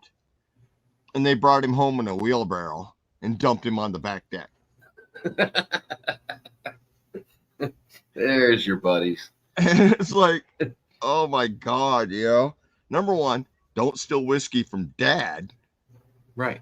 I think he got more in trouble for that than passed out on the back deck, Right. It's one thing to get into alcohol. It's another thing to get into your parents' alcohol. You expect kids to be kids, but don't be stealing my stuff. Yeah. He didn't do another thing that summer because I beat the shit out of him. My dad beat the shit out of him, but I was second. He was home before, How old was he? Oh my God, 13 maybe. Jeez, yeah, he's lucky he didn't go to jail. Little shit. How old are you? Probably 17. 15, I think. 15? Oh, you're only a little bit older than him. All right. Yeah. What were you working? You were working on a farm? I didn't do drugs. I didn't do none of that shit either. You were working on a farm or a ranch at the time? At that point in time, I was just out partying with my friends every night, camping on the river and stuff like that, drinking beer. I thought you were saying that you were working on a ranch and they had to call you back to come help out. That. That's was wild. The same summer, but that was before. I'd been up on the ranch for like 3 weeks. What kind of ranch was it? My uncle's Blazer, replacing the transmission. When you're going home tomorrow. What? I got 30 cords of wood to split, a root cellar to dig, outside my normal chores, What kind of ranch was it? A 600-acre multi-ranch. We had I didn't know if he had livestock and everything. Livestock? Okay. livestock, a 1 acre garden, Nice. which I had to work every freaking day except Oh yeah. Sundays. You say On Sundays, all I had to do is feed the animals, and I had 6 hours straight of my time. a 1 acre garden is hard to keep up with if you don't maintain it well. You don't keep it up. You don't keep it Right. up. No, it'll get away from you real quick. Working the garden, it's like, what, lunch? It's in the garden. And for me, it was Brussels sprouts and turnips. I say green beans are my go-to in the garden. The climate up in northern British Columbia was not great for green beans. Really? Yeah. I figured it would be. We had them, but you couldn't. They weren't snacks because they didn't grow great amounts. Oh, okay. Just like not high yields. Yeah, not high yields. Like Brussels sprout grows great. Turnips grow great. Beets grow great. Potatoes. Carrots, any of the ground root vegetables grow great in the short growing season. You can say because you guys probably got great soil up there. Yeah. Oh, plenty of fertilizer too, because between the cows, the pigs, the goats, the sheep. Yeah, probably just great land. Yeah. Yeah, I could only imagine taking care of a whole acre field. Like I know a crew of guys that does about a half acre, and they just grow stuff for produce to sell locally. And they got three guys. They got 3 guys on machines, and they got one guy towing them, and they got the other guys are laying on the bed, and they're pulling it by hand. The machines are just pulling the guys down the way, and they're just hanging on the back of the machines, pulling stuff so they can keep moving, so they're not stopping. They don't have to like walk the whole thing. That's the way it is down in Arizona, where they got these big old machines that are huge, long. They're like 20 rows at a time. Oh yeah. Put a bunch of guys on it and let them do all the work. Yeah. It's almost easier than walking it. But yeah, you'd be surprised. We got vineyards out here. We got one private vineyard that we could not grow grapes up there. No way. They die in winter. You wouldn't think it was grape weather out here, but if you think about it, I mean, if like France and England used to be big wine producers. Yeah. You know, you got to think about like the climate would work in other places. They make it work, and they're not indoor stuff. So I would assume it would work. I mean, here in this part of the country, I'm in Oregon right now, but you go to California, it's wine country. Yeah. Well, I think it's less. So much. I think like California and Mexico is another good example of it. It used to be wine country, or it used to be avocado country, and then north. And they depleted the soil, the environment, and didn't replenish it. Like the Midwest is still doing okay in the breadbasket because they're still switching crops like they're supposed to. Like as long as you're switching between like soybean and other crops, stuff. We always had to do, even up there in Canada. We always these 3 rows are one crop. Well, we can put a winter crop in some of these. Yeah, if you don't rotate them, you'll dry it out quick. And that I don't think they were doing that as much in California. I think they were just growing what they wanted to. They grow what is it called? Buckwheat. Oh, okay. Yeah, I've seen buckwheat in the off season and till it in. What did they do on the off season? Grow buckwheat and then till it in. Oh, okay. And then it broke down. Gotcha. It breaks down and gives you time to put the nitrogen back into the soil. Yeah. But you still have to rotate your crops. You can't grow Brussels sprouts in the same spot year after year after year. Think about how efficient it would be if we actually used our food waste and actually used that in our local fields and stuff like that. That would be great if we just turned everything into a compost pile. Oh my God. I mean, just making a local compost, like why not do it on your local farm? That would make so much sense. I know a lot of dairies spray shit on their fields to grow their hay. Yeah, why not? And it's like recycling is the best way to do this. T.I. with that hair. Yeah, it's T.I. and Lil Duval. I don't know what the fuck that is. Yeah, T.I. looks weird with long hair. Is she okay? Yeah, she's okay. She's doing dabs. That means it's working. And since I'm sitting in a different spot, she's like, "Oh no, I can't have anything in here." I'm like, "I can hand it to you. You don't have to be on camera." She's next to me. Yeah, my wife doesn't want to be on camera either, but I had a buddy of mine down in Arizona when we were down there, filmed her teaching his wife how to make the jewelry. Yeah. And she's on the camera the whole time. I'm like, she do good? No stress? He hasn't made the video yet, but I'm like, you won't let me film you ever. But you spent 3 hours with this lady on camera. I mean, yeah, my sister, she doesn't mind being on camera every once in a while. It depends. She doesn't like being on camera all the time. But yeah, she's been on camera before. She's done. Well, she doesn't want to be on camera now because her cheeks are red, her ears are puffy, her eyes are swollen. Possibly. What? Nothing. He goes, because you're smoking. He goes, she's coughing. She probably doesn't want to be on camera, and her eyes are probably puffy, and she's coughing. And I'm not puffy, and I'm not crying. I want to say crying. I know, but Dad's really the big joke on the internet that I've seen. It's like, oh, like let's hang out, let's smoke, and it's like, no, I cannot smoke with you. This is how I look when I do dabs, and the girl has like mascara running down her face and she's crying, and then she has snot running out of her nose and she's kind of drooling. Yeah, everybody's doing memes about like your friend that smokes dabs that is just like coma stoned and can't function. I've seen that one too. It's like all I smoke is dabs. I think I've gotten a tolerance, I guess. Well, number one rule is remove the makeup to start with. And it's like portrayed as like some dainty, like, and then it's like the girl who smokes dabs, and you're like, what up? Tony said the number one rule is to remove the makeup before you do the dabs. Then you're good.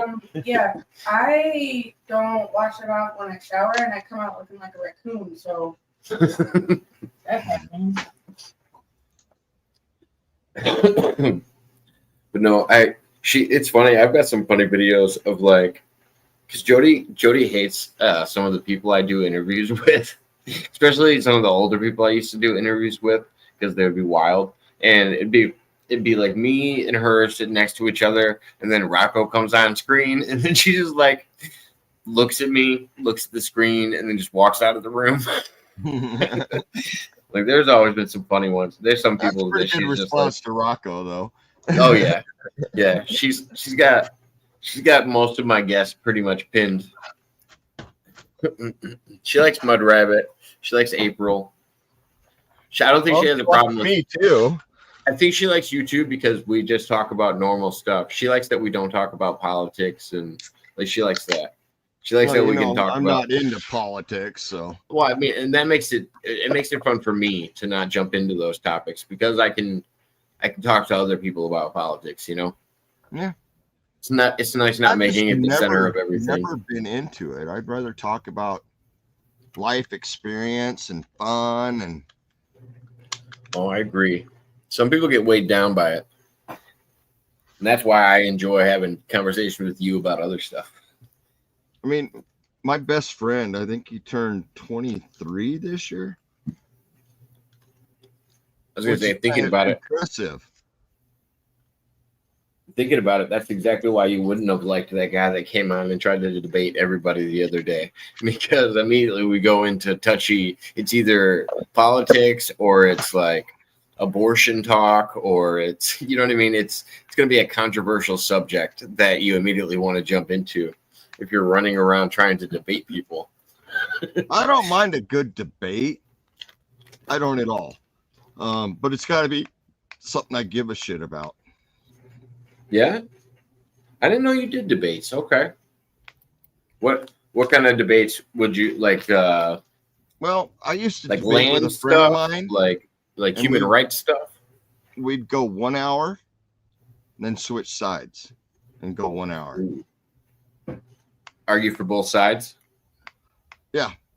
That's a good way to do it. That gives It's you such a good way to do better understanding, because debate's an awesome thing. Yeah. And it gives you a better understanding of the point of view each side of a debate, is if you can debate both sides.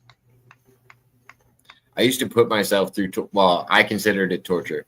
So I used to listen to what I'd consider pretty far left leaning radio all the way to work when I would take my 2-hour drives in the morning. And that's how I would use that to play devil's advocate with people online. Like I love being able to argue a side's point, because I know that that's like the talking points that that group would use for this said subject. It doesn't really matter what it is, but yeah, I think it's so fun to play devil's. That's why Kirst comes to my channel, I think, is because I can argue with him about anything, even if and I kind of understand where he's coming from sometimes, not all the time. sometimes Kirst will confuse me a little bit, but most of the time I can kind of understand where he's coming from and give him a whole different perspective on it. And he goes, all right, that's why I come here. I get it. But yeah, we had some fun doing that. I think it's healthy. Like, who was it? It was Herman. Herman said, why don't you ever question me about my religion or anything like that? I said, Herman, you've never came on my channel and told me that your religion is right and everybody else is wrong. I've had no reason to tell you how to think. I was like, that you're not telling me how to think. Why would I tell you how to think? It's not my job. And because he said, he goes, I've seen you debate other people. I was like, those are only people that come on and tell you that you're wrong about everything and they're right. I was like, those are the people I like to mess with a little bit, just to see how into their to their points that they actually are, or how into their positions they actually are. Because or usually how it falls much they apart. actually know about their position. Yeah, that one comes up a lot. Well, that happened the other night because like I picked out the inconsistent. Like I chose to do because the guy that wanted to come in and debate didn't have a topic, and I was like, all right, I guess I'll pick a topic. I was like, let's talk about abortion, and it was me, Mudrabbit, and him, and he starts it out, and he said, well, I think none of it's acceptable except involving SA. And I said, oh, okay, I understand your position. That's a fair position. Like, and then Mudrabbit said, I don't know if Mudrabbit fully agreed or if she said she had some exceptions. And I said, well, I guess I'm going to have to play devil's advocate on this. And I said, well, I think all life matters. And I think even through SA, I think that that child has a chance to live and should deserve to live. I was like, the only thing I would worry about is if we were talking about like incest or something like that, where it might affect the child's like ability to function. It might. Well, that and mental instability is genetic also. Yeah, that as well. And so I can make, because I don't think it's a consistent thing to say that you're out there to protect kids if you're making exceptions for one rule. And I was like, well, if we're debating, I was like, I can see where there's a flaw in that thought process, because you're yielding on this circumstance. I was like, you're letting your feelings get involved in this circumstance rather than it's okay here. Exactly. But it's not okay there. Exactly. I was like, that's where your feelings, I can tell, are getting in the way. I was like, I don't even agree with that. Like, I'm more down with two adults making an adult decision, and if something bad happens, I would probably let the woman decide what she wants to do with her body. I have, to be fair, that had an abortion. Yeah. Regrets it to this day still. Yeah. And I know everybody's situation's different. Oh yeah, I mean, she's like, well, we just couldn't afford it. There was no way. I didn't have a good relationship. Just couldn't. Decided at that point they couldn't do it, so they got the abortion. Yeah. Which, in some ways, I'm glad. In the others, I would have loved to know the kid. Oh yeah, and I mean, and it's and I know they had to have felt that, because who knows, how many dreams you had about that, or oh yeah. Well, I know she constantly. probably does, but I don't think he does. I don't think he gives a shit. Yeah. They're not in a relationship, and they weren't in a relationship much further than that either. That made me think about what Mudrabbit said. Mudrabbit said, and I agree with her on this, is that her problem with abortion is that people use abortion now like birth control, rather than, you know, a life-changing procedure, or, you know, it's a pretty high risk procedure depending on how far down the road you're doing it. There's the day after pill, which I don't really consider an abortion. That's not the same thing to me. It's birth control. Yeah, like I'm not heavy Catholic where I think birth control should be or religious. I don't know if it's necessarily Catholic anymore. I knew the Catholics used to be like that. I don't know how they are with it anymore. But birth control in general just used to be considered kind of a no-no area for most religions. Yeah. And I'm a lot more open-minded than that. I think women should be able to protect themselves the same way men do. And I don't think, you know, I think men should wear condoms more too. I'd be the first one to say that. I think in general we need to educate. I've never worn one, but after my second child was born, I got fixed. That's fine too. I'm fine with guys, but it's the guys that don't want to wear condoms and also don't want to get fixed. Those are the ones that you gotta. Well, I wanted to replace the 2 lives that we're taking from this planet, me and my wife. So I brought 2 lives in. And we both agreed on that long before we got married. Nice. Even though we had 2 boys, and she's like, well, I want to go for a girl. And I'm like, no, we agreed 2. Well, most people don't establish that before they have their first kid. Yeah. Well, you know, I established everything before I got married. That's a healthy relationship. And most people don't have that. Me on the trip here, talking about 20 years in the future, and I'm like, hey, we only look 10 years forward. We've always done that. Every year you look 10 years forward. Every year you look 10 years forward. You want to project where you want to be 10 years from now. Some people only go 5. I've always looked 10.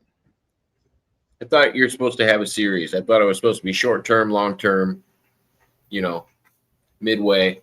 But you set your longest at the longest point you can visually, you know, comprehend. Changes all the time. Yeah. Well, give me a minute. I gotta take a pee. Oh no, you're good. I'm gonna do the same thing.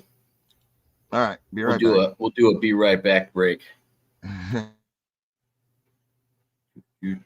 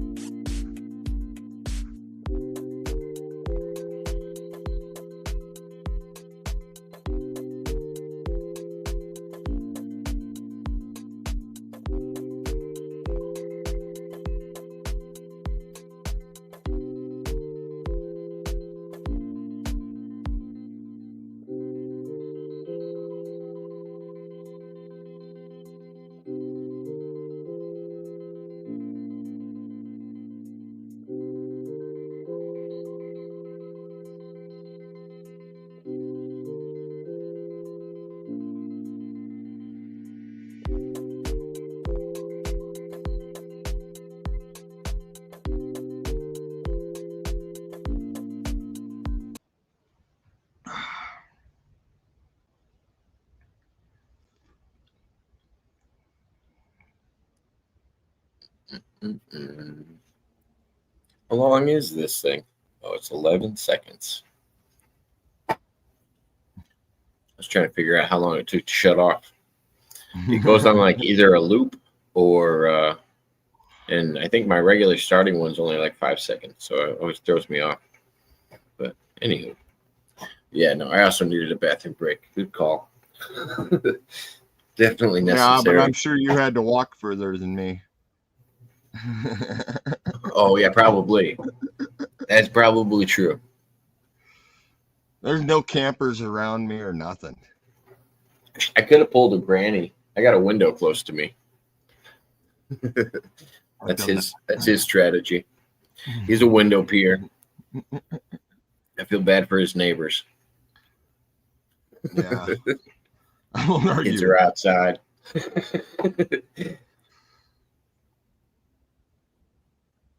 Oh man. No, I think they live out in the middle of nowhere. Granny's a pretty off the grid kind of guy.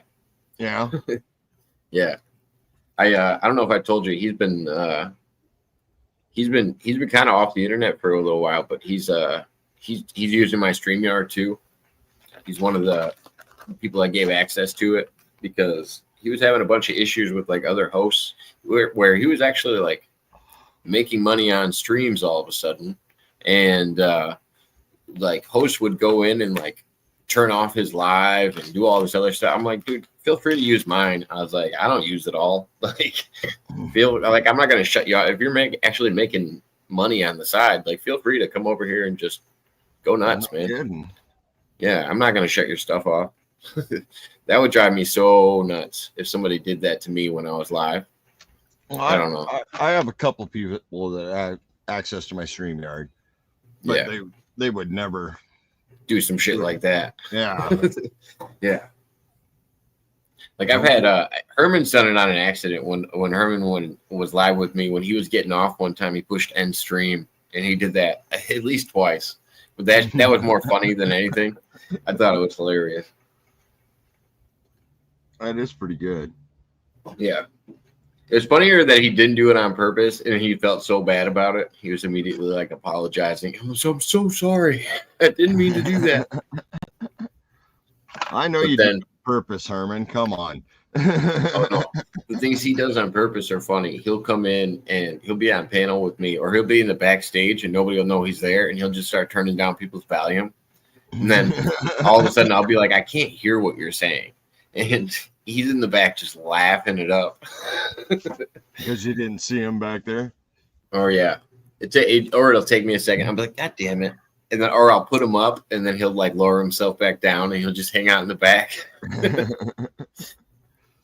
Yeah, he did that to Noel and Kirst a couple times. Turned down their volume and didn't say anything to me. I was like, I know you're back there. I'll say it live, and he'll be like, all right, fix it. Fix it. Yeah. Yeah, no. He's funny. Herman's funny to have as your channel person. But gosh, there was only one time, and he knows it irked me a little bit. It was the day I got monetized on this channel, I think. And yeah, he went live on my channel the first day I was monetized before I got to go on it. I was so upset when I got on. He was like, I don't know, half hour, 45 minutes in or something like that. Now, I don't know if I was working or what I was doing, but I remember coming online. I'm like, oh, the first day I'm able to get donations in, you decide to go live on my channel. I was so irked. Then I ended up getting my monetization taken away like 2 days later, something like that. 3 days later. I was like, all right, we're not going for monetization anymore. I'm not good at maintaining it anyway. I figured I'd be monetized by now, but I don't really care either. You got nice safe content where you could actually do it. Like the more I think about it, I'm like, yeah, I don't know. I don't do stuff that's really YouTube appropriate most of the time. I try to take most of your content's lives. Yeah. And then I've gotten more into the pattern of not just leaving random unedited lives up because that seems to get me in trouble. So I just start taking them down. How many I got private? Oh yeah. Trust There's me, I been hear many you. times I'd go live and just be drunk when I started the live, you know. At the end of the live, make it private. If you were here, you've experienced it. If you're not gonna know it. No, that's what I like about StreamYard is I can go in now and take out the funny parts or the funny clips from it, and then I don't have to put up the worst things people say because oh man, the random people you get on open panels, the things I've walked into. Oh, I've been in more panels than I've had myself. I'm pretty picky on who comes up with me. Oh But, yeah. You have I've to been be. in other people's channels, and man, gotta go take a bathroom break. Come back. I need to shut this down and delete it. You know, you let somebody up in here. You know, I can tell you some wild stories, some wild StreamYard stories.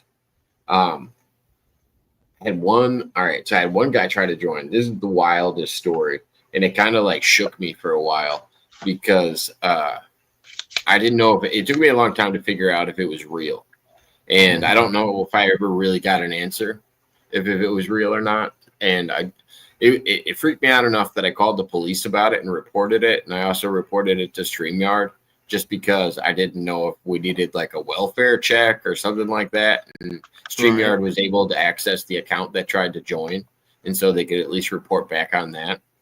But yeah, somebody came in and self-deleted in the background and like held up a note and then picked up a weapon, held it towards themselves, and yeah, it was the strangest thing I've ever seen. And I had to disconnect the camera because the camera stayed on for, I don't know, 5 minutes after it happened, 6 minutes after it happened.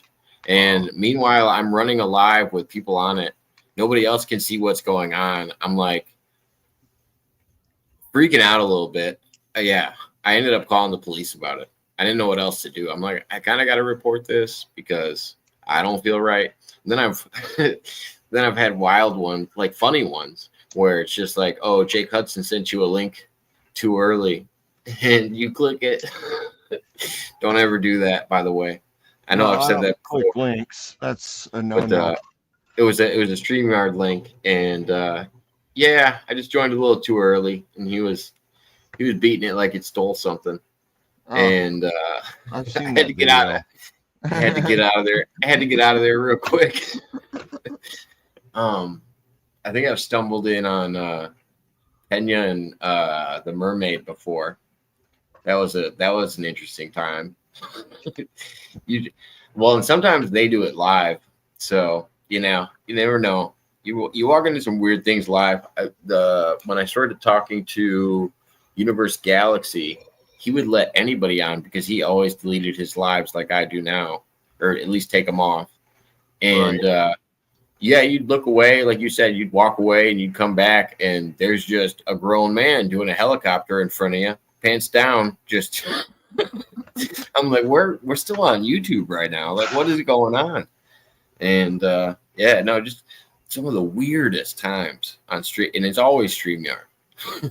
I didn't get this on Zoom or anywhere else. Zoom wasn't so bad. I've never had a problem with like YouTube. You just do a live through YouTube. I haven't done that in years. No, I get problems on that too.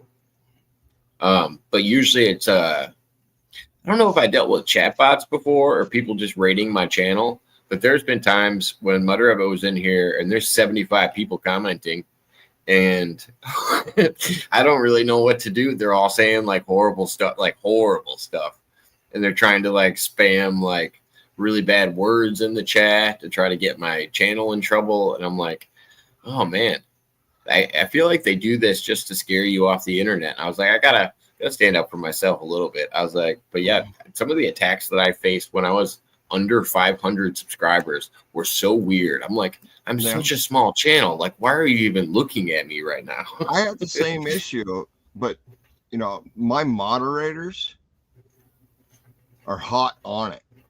Yeah. I mean, did your moderators always know when you're going live? That was my biggest issue. Is for the longest time I try to go live at all these different times, and sometimes my moderators wouldn't be in there, and it's just like, oh, you'd have plenty of time for not you come always. up with no arms. For a long time, every Tuesday night I'd go live on a schedule. On a schedule at this time at 5 p.m. Pacific time, I'd go live. That's the safe way to do it.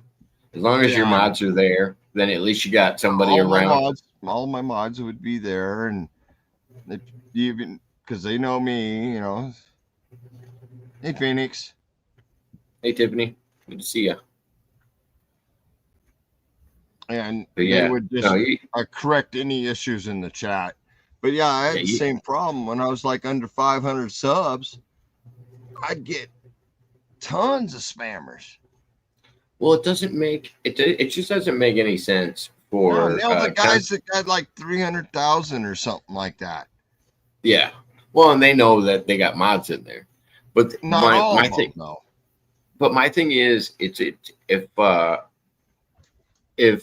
it's YouTube that's letting these people make these accounts that are doing these things, why is it that this one person has 100 accounts? Come on. Well, and why is you don't even want to see my blocked list, right? And why is the small YouTube channel that's just learning how to do this responsible for the people you're allowing on your platform? Yeah, like I don't know. I feel like there's a little bit of a balance with that. I went through, I think a couple months ago, I went through my account and deleted all my blocked channels. Yeah.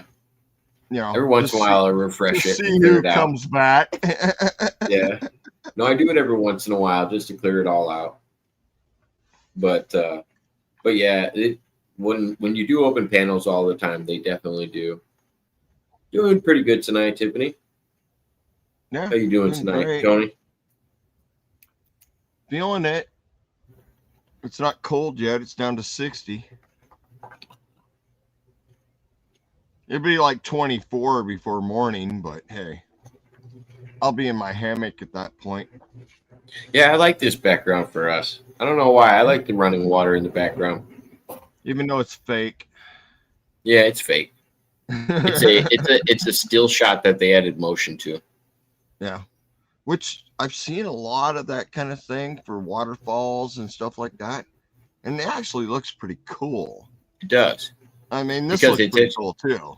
Because it's not a video. It's almost like a glitching video. It's almost like a video stuck on repeat. But with like a 1 second interval. Exactly. It has to be almost seamless where you can't tell that it's actually there. I mean, concentrate on one spot, maybe half a second, maybe. I'm glad you're doing well. Or goodish, Tiffany. But yeah, no, if you focus on one spot, you can see the repeat. But if you look at the whole thing as a whole, it's kind of harder to pick out. But yeah, I feel like it fits our title. We're already 5 episodes in. I'm so glad I'm not in Arizona right now, though.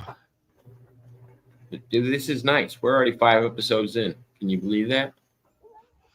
Really? Think about that. That's 10 weeks. Yeah.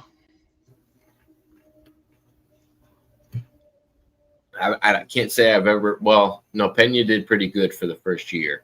We did 6 months of every Thursday, and then he would try to join me every time I went live, which was hard because I had just gotten a channel and I felt like I needed to be live all the time. So you'd find me doing 6 to 8 hour lives, like 3-4 times a week. It was bad. It was bad in the beginning. So I've done much a couple, and everybody's like, "Well, you need to do a 24-hour live. You get so much more content." And like, I'm not doing that. Yeah, it is fun just to do, just see if you can do it. I think my longest was 36 hours, and I just kept starting a new. Done an 8 hour. I kept starting a new StreamYard one while I was on StreamYard because after 12 hours you have to restart one. Yeah. I don't know if it's different now, but yeah, 36 hours is my longest one. and I was doing it, and then I was watching the UFC. Like it actually worked out really nice because I think I did it on a Friday. Then I watched the UFC fights, so that was an easy 6 hours to just sit down and watch fights. Like super easy. You can watch 6 to 8 hours of just fights on a Saturday if it's a busy Saturday. Yeah. But yeah, no, shit burns you out, and you just find yourself. I don't know. I was meeting people I didn't even want to talk to, talking to people I clearly didn't want to talk to. It got weird. It got really weird. And then Pena was just trying to show up to be supportive, and he was just like, "Dude, you're on too much. I can't keep up with it." He was in Brazil trying to keep up with my time zone. But yeah, I mean, most of the time he keep up with my time zone well, but it was just like he was doing stuff during the day, and I was at the time, I think I started in the middle of winter in COVID. And so I had just nothing going on. I wasn't plowing. I wasn't doing anything. I was just hanging out, talking to time travelers. And he was just trying to keep up with me. Well, damn, time travelers are fucked. What's that? The time travelers are? Yeah, I mean, time travelers are just hard to play with. Oh, dude. The alien abductees are pretty hard. We had a construction worker. Yeah, alien abduction's pretty bad too. But then you get somebody like this guy was a construction worker, and so he was so like I could talk to him about construction, and he was so down to earth, and that's where I was like, oh my gosh, like this is why I kind of want to talk to this guy, is because he doesn't seem crazy to me. Like there's nothing, you know what I mean, out there about this guy. And until you talk to him. No. Even talking to him, I mean, I can. He thought he couldn't tell if it was a religious experience that he had or if it was an alien abduction. Like he was kind of stuck in between, and I think he was leaning more towards the religious side of the experience that he had. He wasn't saying he knew exactly what happened, and that's kind of why I was more open to it. I was like, I like that you don't have your mind made up about what happened. You're open for interpretation of it. My experience, I'd go religion side. I wouldn't go religion on it. He said it was because of the visual. He saw a cross in the sky. His was specifically like it shaped more religious. So I was like, oh, okay, well, if it was shaped like that, like I get why you went religious with it. But instead throughout history, there's never been a cross in the sky. There's only been burning bushes. I mean, and then there's an argument for the burning bushes. So if there was a burning bush, the odds are it was probably an acacia bush. And the acacia bush is highly rich in DMT. Yeah. It's highly rich in DMT. And so there's a really good chance if you were standing next to said burning bush, you would have some pretty vivid hallucinations. I don't know if you've heard of DMT, but no, it's also the active ingredient in ayahuasca. That is, it's that methyltryptamine. It's what's produced when you dream at night. So your body has receptors for it, and you have to have an inhibitor to drink ayahuasca. But when people smoke DMT, or if it's burned right next to you where you inhale it, you don't need an inhibitor. It goes right to your brain, and you could leave this place. This place that it's way more advanced than like mushrooms or acid or something like that. It's a whole different level. Yeah, dimethyltryptamine. Or it's farther than peyote. You'd have to eat a lot of peyote to equal a very small amount of DMT. Well, they don't take a lot of peyote, and they still go a long ways away. Yeah, yeah, but your body produces DMT. It's interesting. Interesting reaction that your body. I always think it's really interesting when your body has receptors for certain things, and then we also find them in nature. Like every single state has a highly rich DMT plant in it. And it used to be used for plant medicine, just like a lot of other things did. Like yarrow? Yeah, it's what's that? Yarrow? Well, it's like ayahuasca root is what is DMT rich. And so then they mix it with other things, and that's how they're able to have an MAOI inhibitor that you're ingesting as well. And that's how you get, like, they talk about ayahuasca trips are like 12 hours and you're like in another place for a long period of time. But smoking DMT, you like leave for like 8 minutes and then you're like dead sober again. And it's like a weird thing because DMT, they describe it as, that sounds like nitrous. yeah, well, but you it's like geometric patterns bleeding through reality, and then people have described it as bungee jumping out of reality and then coming back. Like it's just so fast that it's just like you leave for a second and then you're back to normal, and it's just like, oh wow, where did I just go? And a lot of people describe it as, I mean, is time running the same speed at that point, or no, you'd probably feel like you were there for a lot longer. And a lot of people come back saying, like dreaming.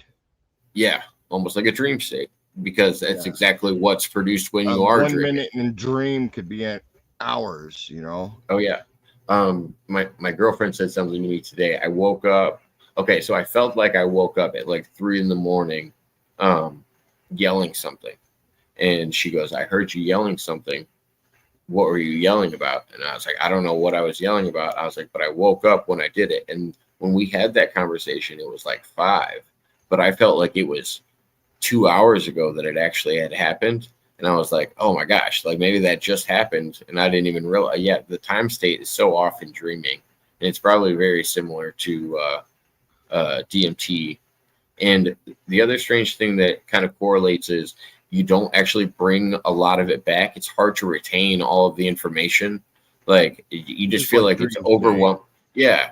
You almost have to write it down afterwards, just like a dream journal or something like that. Or constantly keep remembering it. Exactly. Or keep repeating it and going through it. But even doing that, you'll have a chance of altering it.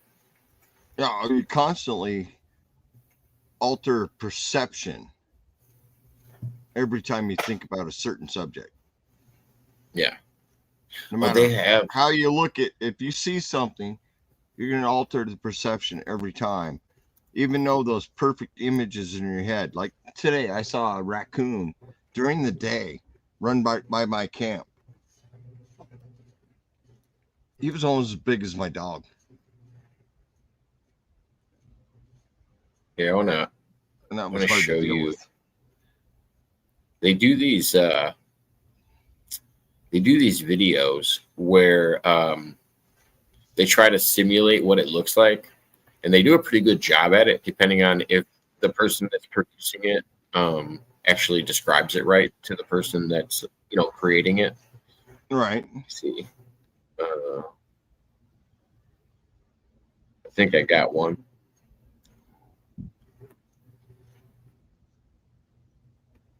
So I've had some pretty good fun on mushrooms and acid, but oh yeah, and I agree. Like those are a great time, but it's just the levels are just so much different. Like it's strange. It's really strange. Well, I remember the mushrooms and the acid. Oh yeah, but I've also had what I get with acid sometimes, depending on the dosage, is you get waves where I remember things. Like I'll have spots where I remember things, but it also gets kind of like a dream state as well. Depending on the like meth. No, I've never tried meth. But dream control. You think that's like meth? No, you're in control. I was gonna say, because that to me is something I've tried to practice. I think that's more like astral projection. Is to like when you can actually. Control is not easy. You just got to get to that right mental state, and some drugs can help you with that.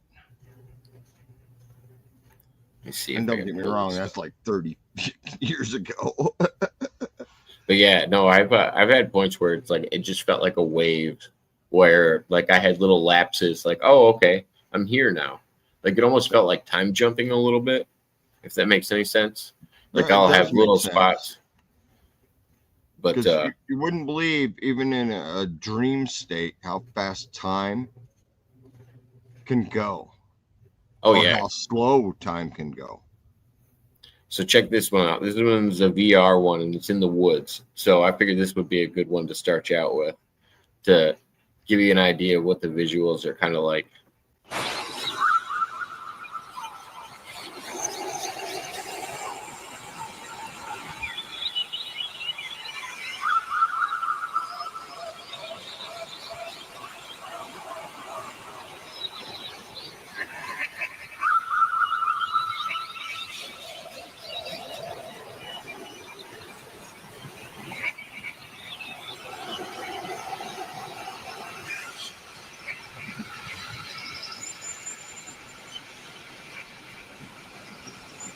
Oh, wow. That would mess with your head.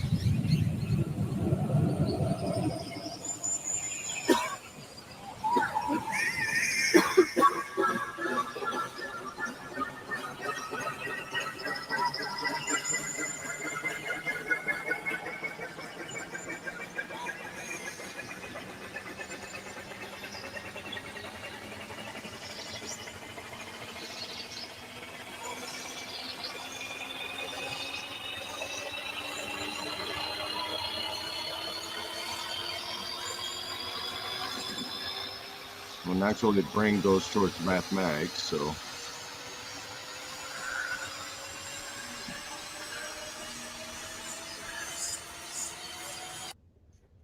So it's not showing it, but I would assume that this person took more than, I don't know, more than a small hit, because there's an increasing sound that is very, very accurate. And what it does is it almost feels like, people have described it as like busting through reality. It goes to this like high pitch where it's almost about to break through to something, and then your visuals change at the same time. Like, you can hardly tell he's looking at the woods anymore. And yeah, but it's not dimensional. It's, I mean, at least with this depiction, it's not dimensional. Yeah, like I said, I almost feel like they leave this place. Like, and he's still climbing where he's going to bust through. I can already tell by the sound of it. But normally, if you just take a smaller hit, you'll just get a little bit, and it doesn't go this extreme, and you'll start to get like color bleed and stuff like that, and geometric patterns. And yeah, this is a heavy hit. Yeah, this is not going inside. But can you hear it? You can kind of hear it slowly increasing.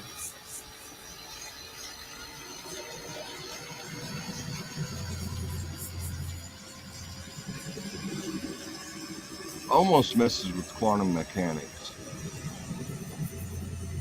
At least the depiction.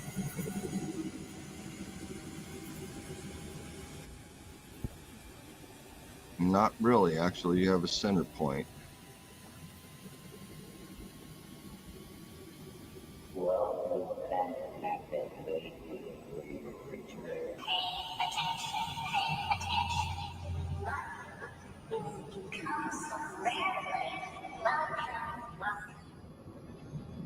Almost like you're looking back at yourself.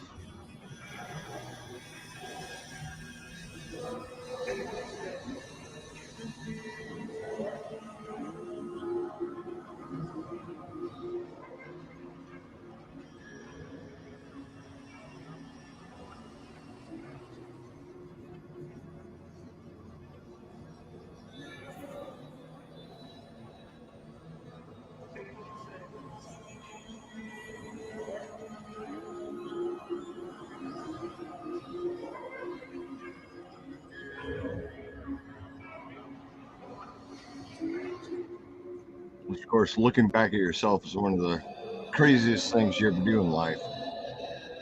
Oh yeah, especially when you're in a good trip. Not even not. But yeah, they're actually depicting this pretty well, and this is about how fast it actually happens. And Oh, that's quick then. Oh yeah, that video is only 6 minutes long, and that's about what happens. And that's why I said it's about an 8-minute thing, and then you're back to normal. And that's one of the things I think is really grounding about it, is because when you go in with that mindset of it's only going to be 8 minutes, you don't feel as like you're putting that much of a risk into it. You feel like you can come back somewhat decently, and you know it's not going to be that far away. Like ayahuasca would scare me because I know I'm about to go in for like 12 hours or 8 to 12 hours, something like that. Yeah, I mean, some of them are good distance. Yeah, it's just like, oh, I'm going to be in this for a while. This is going to be a commitment. But like you're saying, if it's more like a dream state, it's really hard to keep it in your head. Yeah, exactly. Closing your eyes doesn't help with this. If anything, it would intensify it. Like, because sometimes people say to isolate the stimulation, or to like go into a dark room, depending on the hallucinations. Like if you're getting too much in your head, but it doesn't really work like that with DMT. It's all in your head. Like Do that's they why talk about taking control of it though? No, they talk about yielding to it. It's one of those things that they tell you not to fight because it is only 8 minutes. And it's just like, if you go in with that mindset, because everybody describes seeing entities. And I've, my buddy actually described, I don't want to me, lose 8 minutes of my life. You don't want to lose 8 minutes? What do you mean? No, God, no. What do you mean lose it?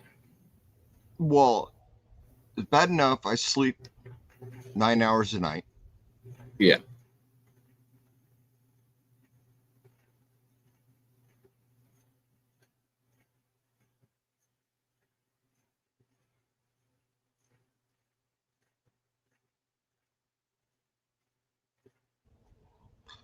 Sorry, you froze. You sleep. I sleep already what hours a night? I already lose 9 hours a night for sleep. Yeah. I don't actually sleep hard for 9 hours, but you know what I mean. I go to bed at 9 o'clock. I get up at 6. I already lose that. And what happens during that time doesn't last much longer beyond that point, except for a few things. I remember a dream when I had when I was 13 years old still. I don't think you lose the 8 minutes. You take back a lot, but I also think you sometimes you leave with more questions than when you started with. But I think it's like any trip. It can be a learning experience or it could be a nightmare, depending on how you go into it. And that's true too. Yeah, I mean, for everybody, I know it's different, but no, there are a lot of people I wouldn't recommend ever tripping for. Like some people with schizophrenic tendencies, or I've never tripped ever on anything. Ever. Never hallucinated once in my life. I don't know if I believe you. What do you mean? You've never actually seen visuals? Outside of my eyeballs pulsing and walls moving, stuff like that? No. Well, that's what I mean. That's still blood vessels tripping. in my eyes going in and out. Is that what it's from? Yeah. When the walls are breathing, it's because of the blood vessels in your eyes pulsing. Okay. It's not tripping. I've never so is peyote really tripping, or what drugs actually do? It's not on my list. I feel like acid and mushrooms have to do that. I lived in Tumwater, Washington. I took a couple drops of acid one time, jumped on my mountain bike, rode to Seattle and back. Yeah, it's a stimulant. I didn't trip. I just had the adrenaline rush from it. I was gonna say it's a stimulant, so that makes sense. I've done a lot of mushrooms. I've never seen anything more than walls breathing. For me, I can see like altered stuff. And then also your body, that like the feeling that you get on your body, that's considered an hallucination too.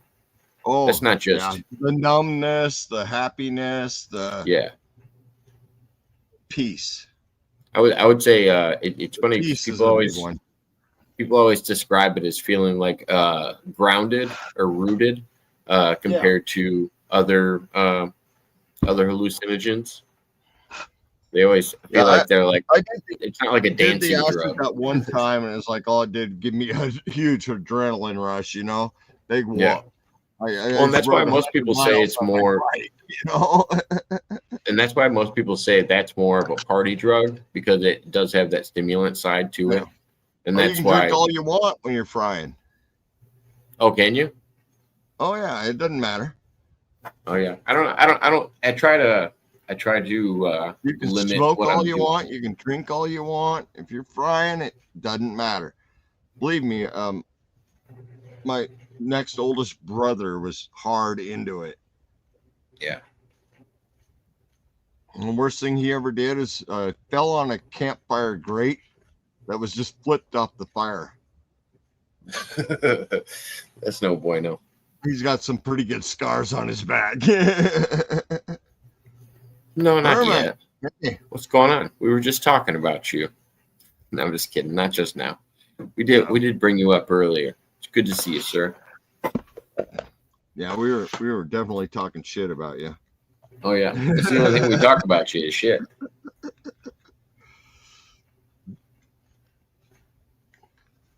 Now I got, 4 older brothers. Yeah. The oldest was in the cocaine big time. I've never been sex and cocaine. I've never been really. I don't know. I guess I'm more of a depressing guy in general. Like when it came to I like the depressing things I was into. Yeah, I've tried it. Oh, before. yeah. I tried it. I tried it when I was in high school, and I had a buddy that was selling me like $20 bags of it. And then when I was no longer able to buy weed, because I was spending too much money on that, I remember quitting. I was like, well, I can't buy weed. I was like, what's the fucking point? Like, what are we doing here? Yeah. I was like, no, I don't really need any of this. Yeah. My second I quit that day. From oldest brother was into the pills, ecstasy, and stuff like that. Yeah. I definitely the next ecstasy. brother down, never done drugs, drank a little bit, not a lot. He's dead. The next one down from that, done everything. Everything. $20, man. He'd do a full-on ram run into a tree. Oh, $20. I'll snort some fucking Chinese mustard. Chinese mustard. He's still alive. He's living in Hawaii, having a good old time. No, ecstasy is fucking probably my favorite drug. Like, I don't know how, if anybody's ever tried ecstasy, it'd be hard not for it not to be your favorite drug. If anybody ever tries it, well, that's good. Don't ever try it. It's not good for you. I heard it's like taking ice cream scoops out of your brain. But if you were, but if it was, and this is where I am like chemically and understanding the human body. I think if it was more MDMA, which is I think produced by your body, and you also have receptors for it. I think if it was just purely that, I think it would be a little bit better for you than whatever they mix into ecstasy to make it mess you up more, like, and make it more of a stimulant. They put caffeine in them now. They do all kinds of weird stuff. I don't know. I wouldn't trust any street drugs nowadays. Like when I was younger, we didn't have to worry about fentanyl and all that other shit. It wasn't bad. Right. Even back, 30 years ago when I was doing meth and stuff like that, it was good. I ain't never tried no meth. Saw what they were snorting up their fucking nose, and it was like, oh. Well, that's the thing. But everybody thinks of like meth as a crazy drug. Like I've never tried meth because I've always been told it was a crazy drug. But it's just like, no, that's what they're prescribing your kids. They're calling it Ritalin. It's the same thing. Yeah, like, same thing. Oh, what? They take Adderall now? Yeah, same thing. Adderall, Ritalin, whatever you want to call it. Basically, if you're hyperactive, they hyperactivate it, which burns you out. Yeah, they used fentanyl for Yeah, my a significant lot of other's operation as well, because they use it. That's what it was used for normally, and it has a small half-life, so you kind of actually go through it pretty quick, and it doesn't linger around. That was kind of the perk of it in the hospitals for like major surgeries and stuff like that. Even original crystal methamphetamine was such a clean drug. Well, yeah, all of that stuff. Like if you that they well, Now I mean, it's still not Right. healthy for you. Like, because I mean, if you look at it, like they Not good for they your used heart. to give it. No. Well, and the way they abused it when they first came out with it, they were giving it to Nazis to stay awake on the front line and shit, and like people driving airplanes for 7 days straight. Like, Yeah. they used it to keep you awake. It was. I don't think I ever did a 7 day straight, but No. pretty close, I'm sure. Well, and when I was younger, I mean, I was prescribed Ritalin, so I probably taken something pretty close to meth. My But my son was prescribed it, and I'm like, we need to get him off this shit. yeah, well, because that's how it was for me. Like, it actually just turned me into a zombie. So I would assume that it would do the same thing to people that actually do have ADHD, rather than the people that don't have it. It's actually a stimulant for them, which is why you see college kids using something like that now, so they can stay up all night and study and stuff. And that's why you hear about people abusing what's it called, Adderall and stuff like that.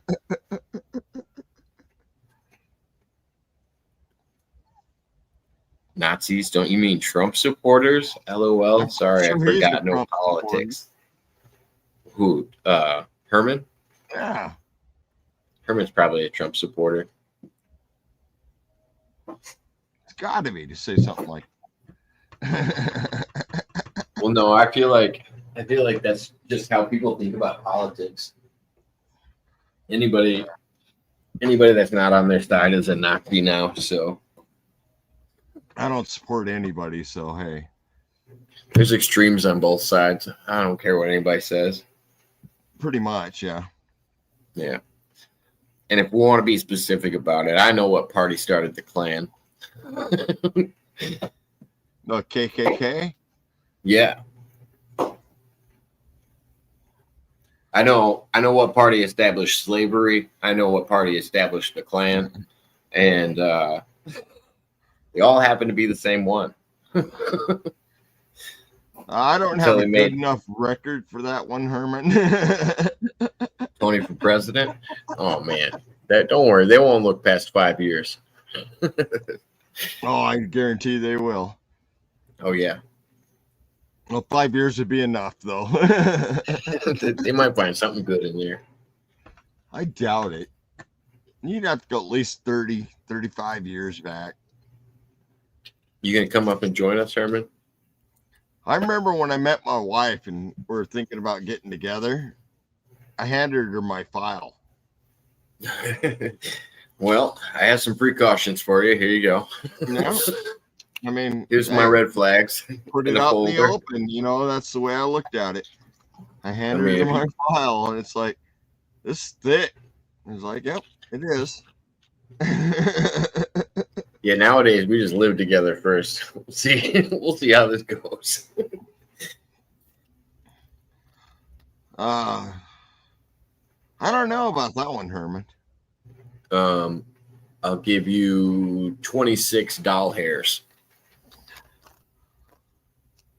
I'm gonna pay you in doll hairs. No, it's better than cut hairs. Yeah, that's a measurement, right?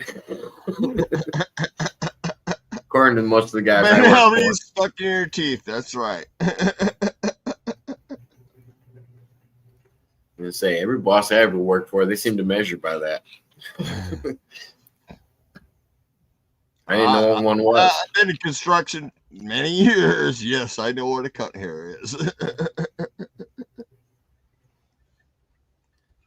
I feel like Jake Hudson. I feel like Jake Hudson would shave all the hair off of his dolls and just save it to give to you. Yeah, Herman. you'd be lucky if it was a doll. Speaking of cunt hairs. Oh man. Y'all are naughty. Very. You knew that when you met us. Oh yeah, fair enough. Yeah, I don't think we'd get along the same if it wasn't like that. Well, you know, I do the lives on Mondays with Wandering Monk. Yeah.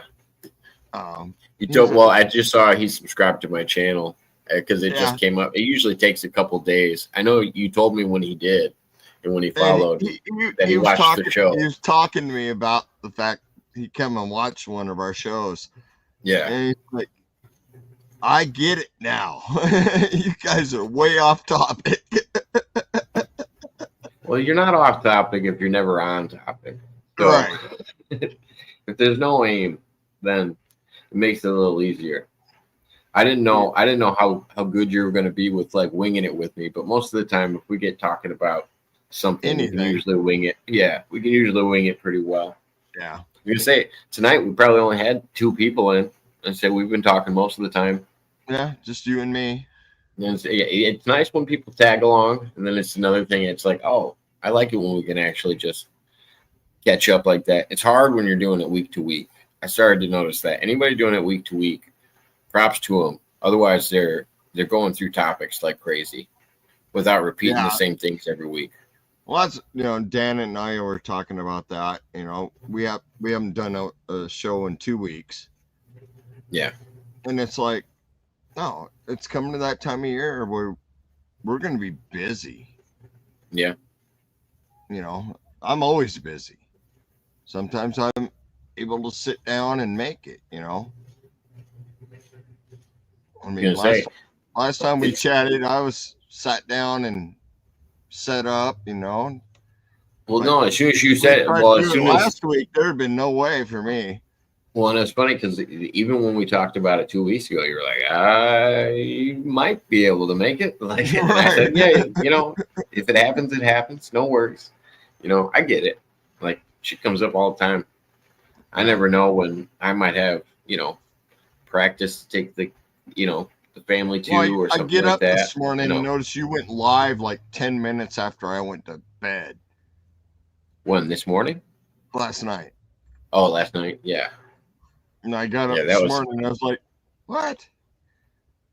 Yeah, I hit it. I was out here in my hammock because I'm hanging between 2 trees, which I haven't been able to do for a long freaking time. You say, enjoy that. Enjoy it while you got it. And I will. I say, you got a nice combo. They don't allow it. So I almost would like the firmness of the cot every once in a while. I kind of need to do that more than just the hammock, because sometimes I feel like the hammock fucks me up. I do enjoy the cot once in a while. I don't do my hammock as taut as I probably should. I've been doing hammock for so many years.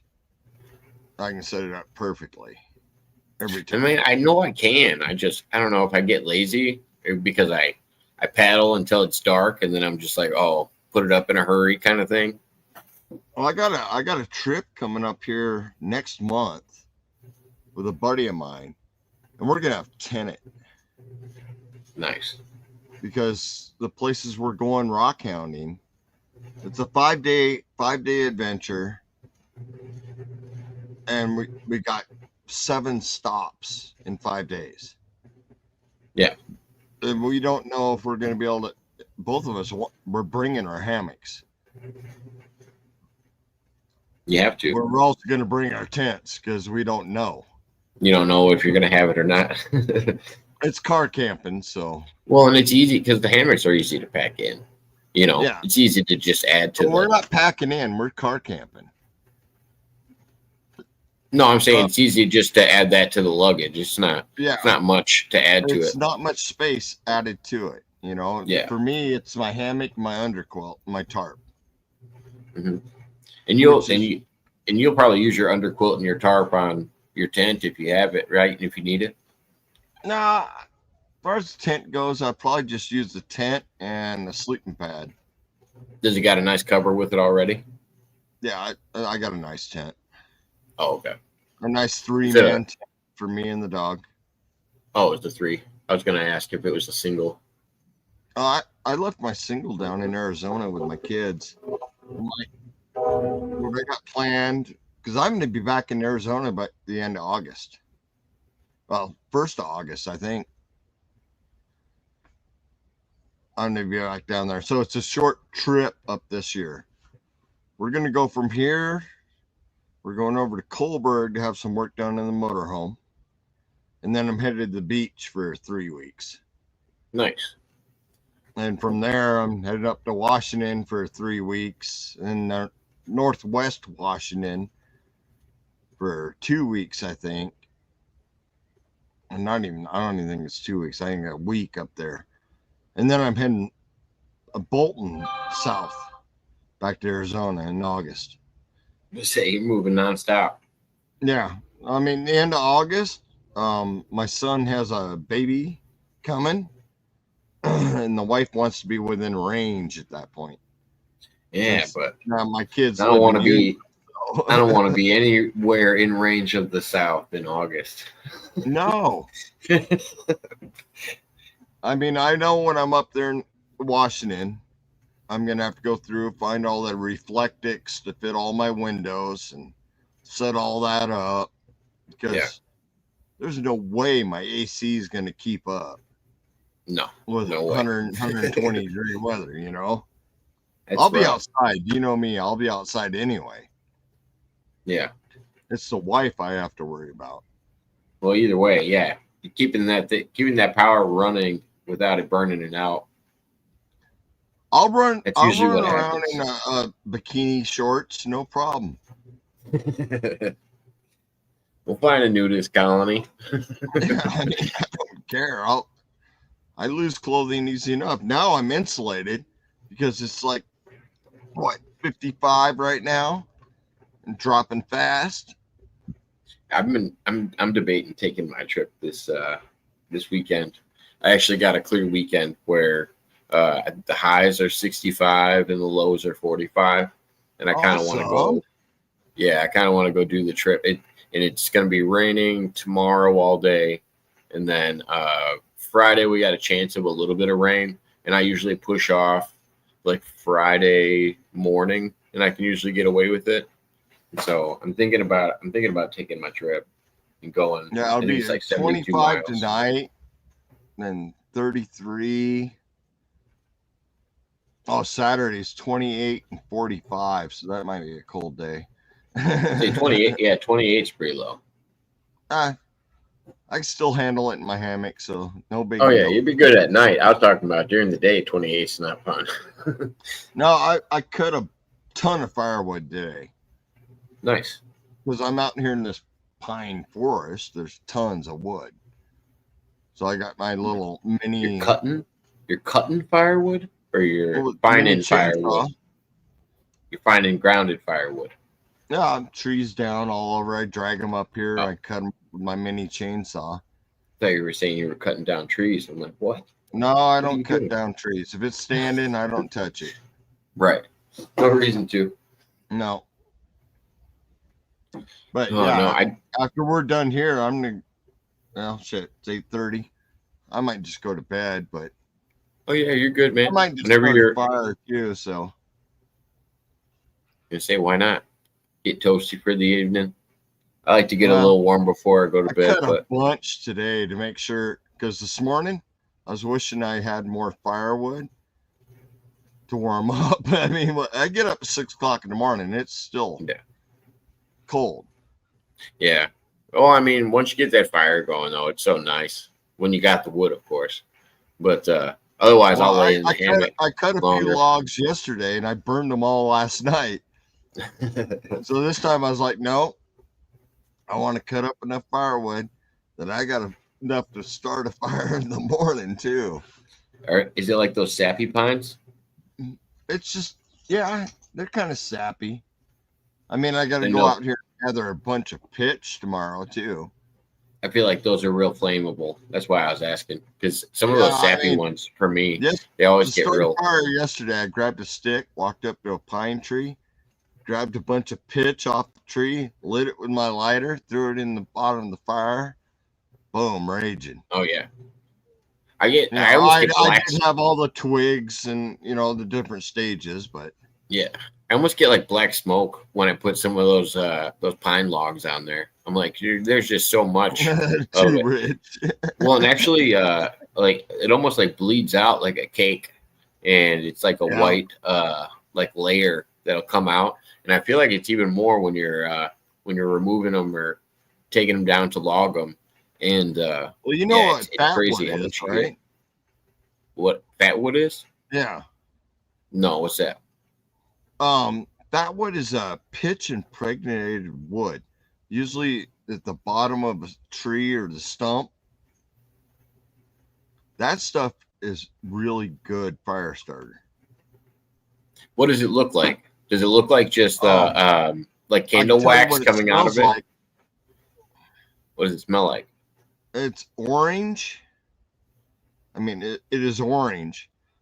It smells nothing but the smell of the pitch.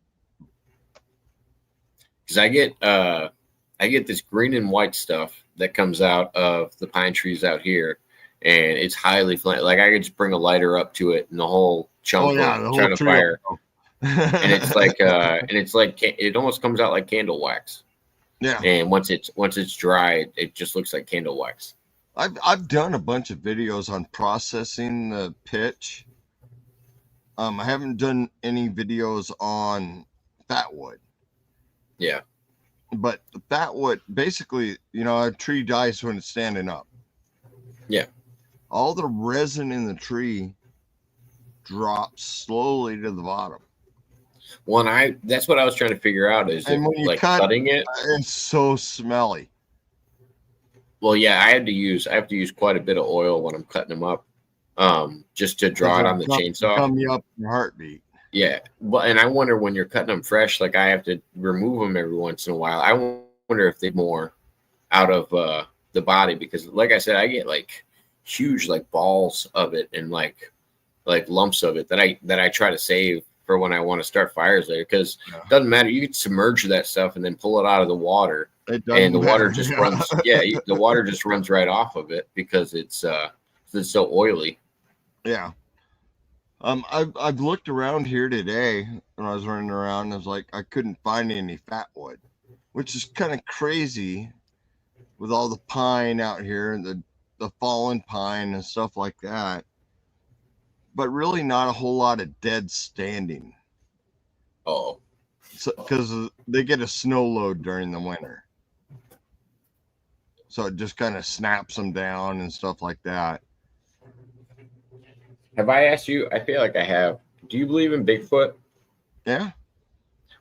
What do you think of like those trees? Because I know you've probably seen this as many times as I have. Like when you walk by a tree and you see them like broken from like I don't know, like 8 foot up. It doesn't seem like the wind would do it, and you just kind of wonder how it happened. I've always wondered about those because I don't always think Bigfoot, like but beavers. Beavers will cut down trees for later. But they don't go high up. Like I'll see them do it at the base. Beavers are 1 to 2 feet off the ground. Yeah, they'll do it at the base, which I've seen. I see that all the time. 6 to 8 feet off the ground, cut down. Yeah, snapped up top. Yeah, and I'm like, why? And I was like, it's not wind coming through. Like it doesn't make any sense. No bear crawling this thing because it'll just snap and fall on them. Yeah, they wouldn't even. Yeah, they wouldn't even try to climb it.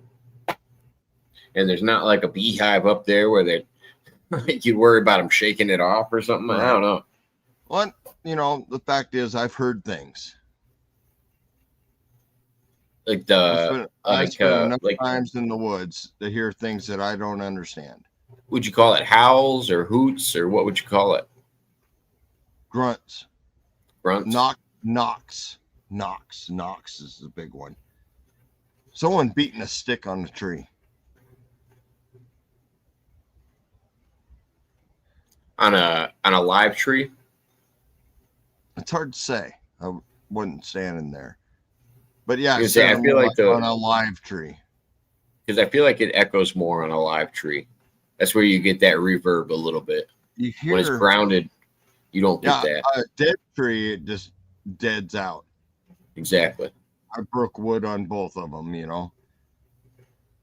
But I've heard that, and I've just heard a lot of noises in the woods so many times that I can't not.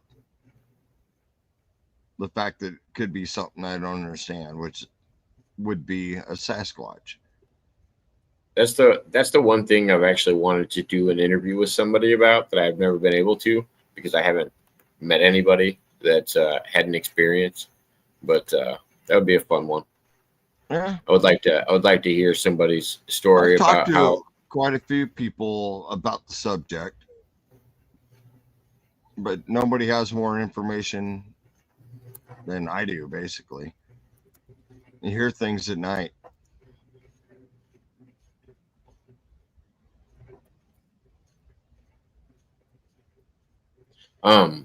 Most sounds, I spent enough time in the woods. Most sounds I can explain easy and quick.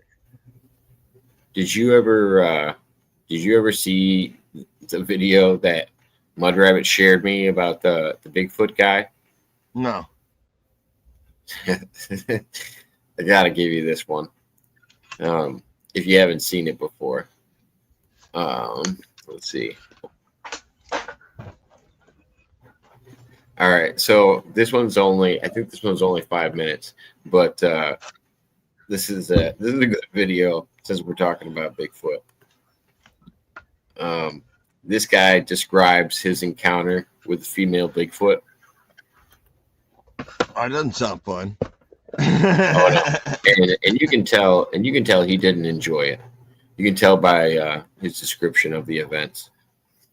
Let's see. Here we go.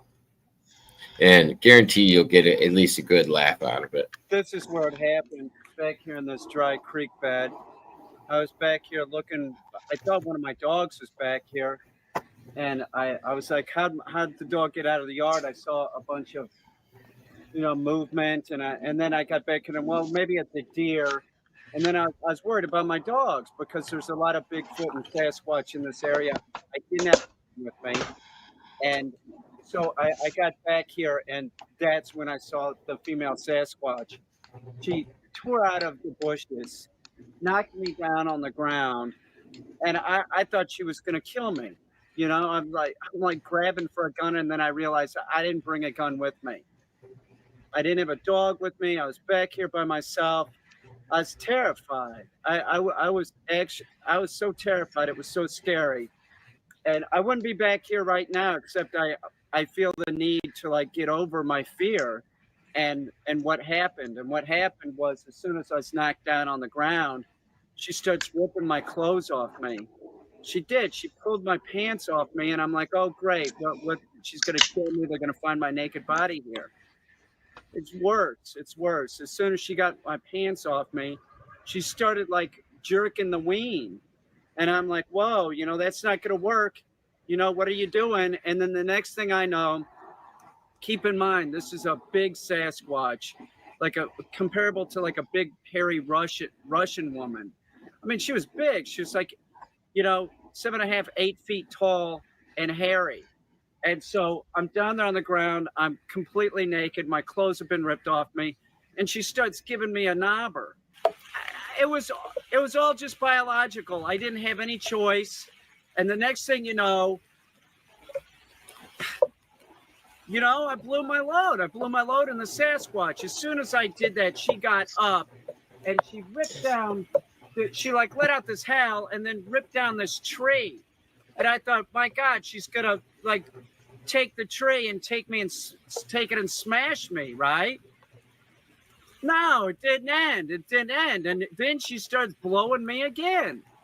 And I'm like, could you give me 5 minutes? She didn't even give me 5 minutes. She started blowing me again. The next thing you know, I bust a nut again. And then she stands up and does one of these Like, isn't that good? I swear to God. I swear to God. Then she hightails it into the woods this way. Now, I didn't know what to do at this point. I'm like, what do I do? I've been raped by a Bigfoot. Do I call the police? What do I do? I still don't know what to do. I mean, she could be pregnant with my child. I'll tell you one thing. I don't go in the woods anymore unless I have a weapon with me. I'll get over this. I think I should probably talk to somebody, maybe a counselor or something. I've never been raped before this. And listen, if it was a female human, yeah, let's do it. But this was like a creature. It was like a monster. It was a fucking monster. I was raped on a fucking dry creek bed. There's poison ivy all over here. I'm going to have poison ivy probably on my ween. It sucks. It sucks, man. I felt like I couldn't get fucking clean. I got home and I started taking a bath and I just fucking feel like I can't get fucking clean. It's been a horrible experience and nobody will believe me. If I call the police, they're gonna tell me I'm fucking making it up. It's fucking horrible. That's the tree that she knocked down after the first time, after I busted my load into her. She's probably pregnant with my fucking hybrid baby.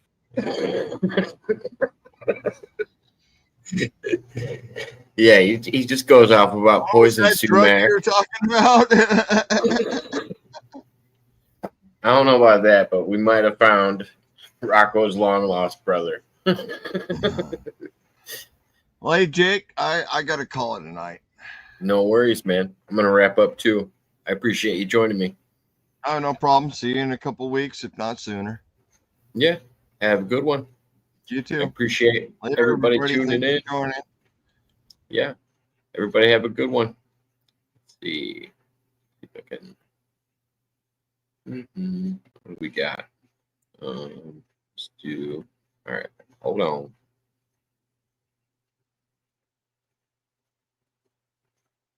Appreciate it, everybody.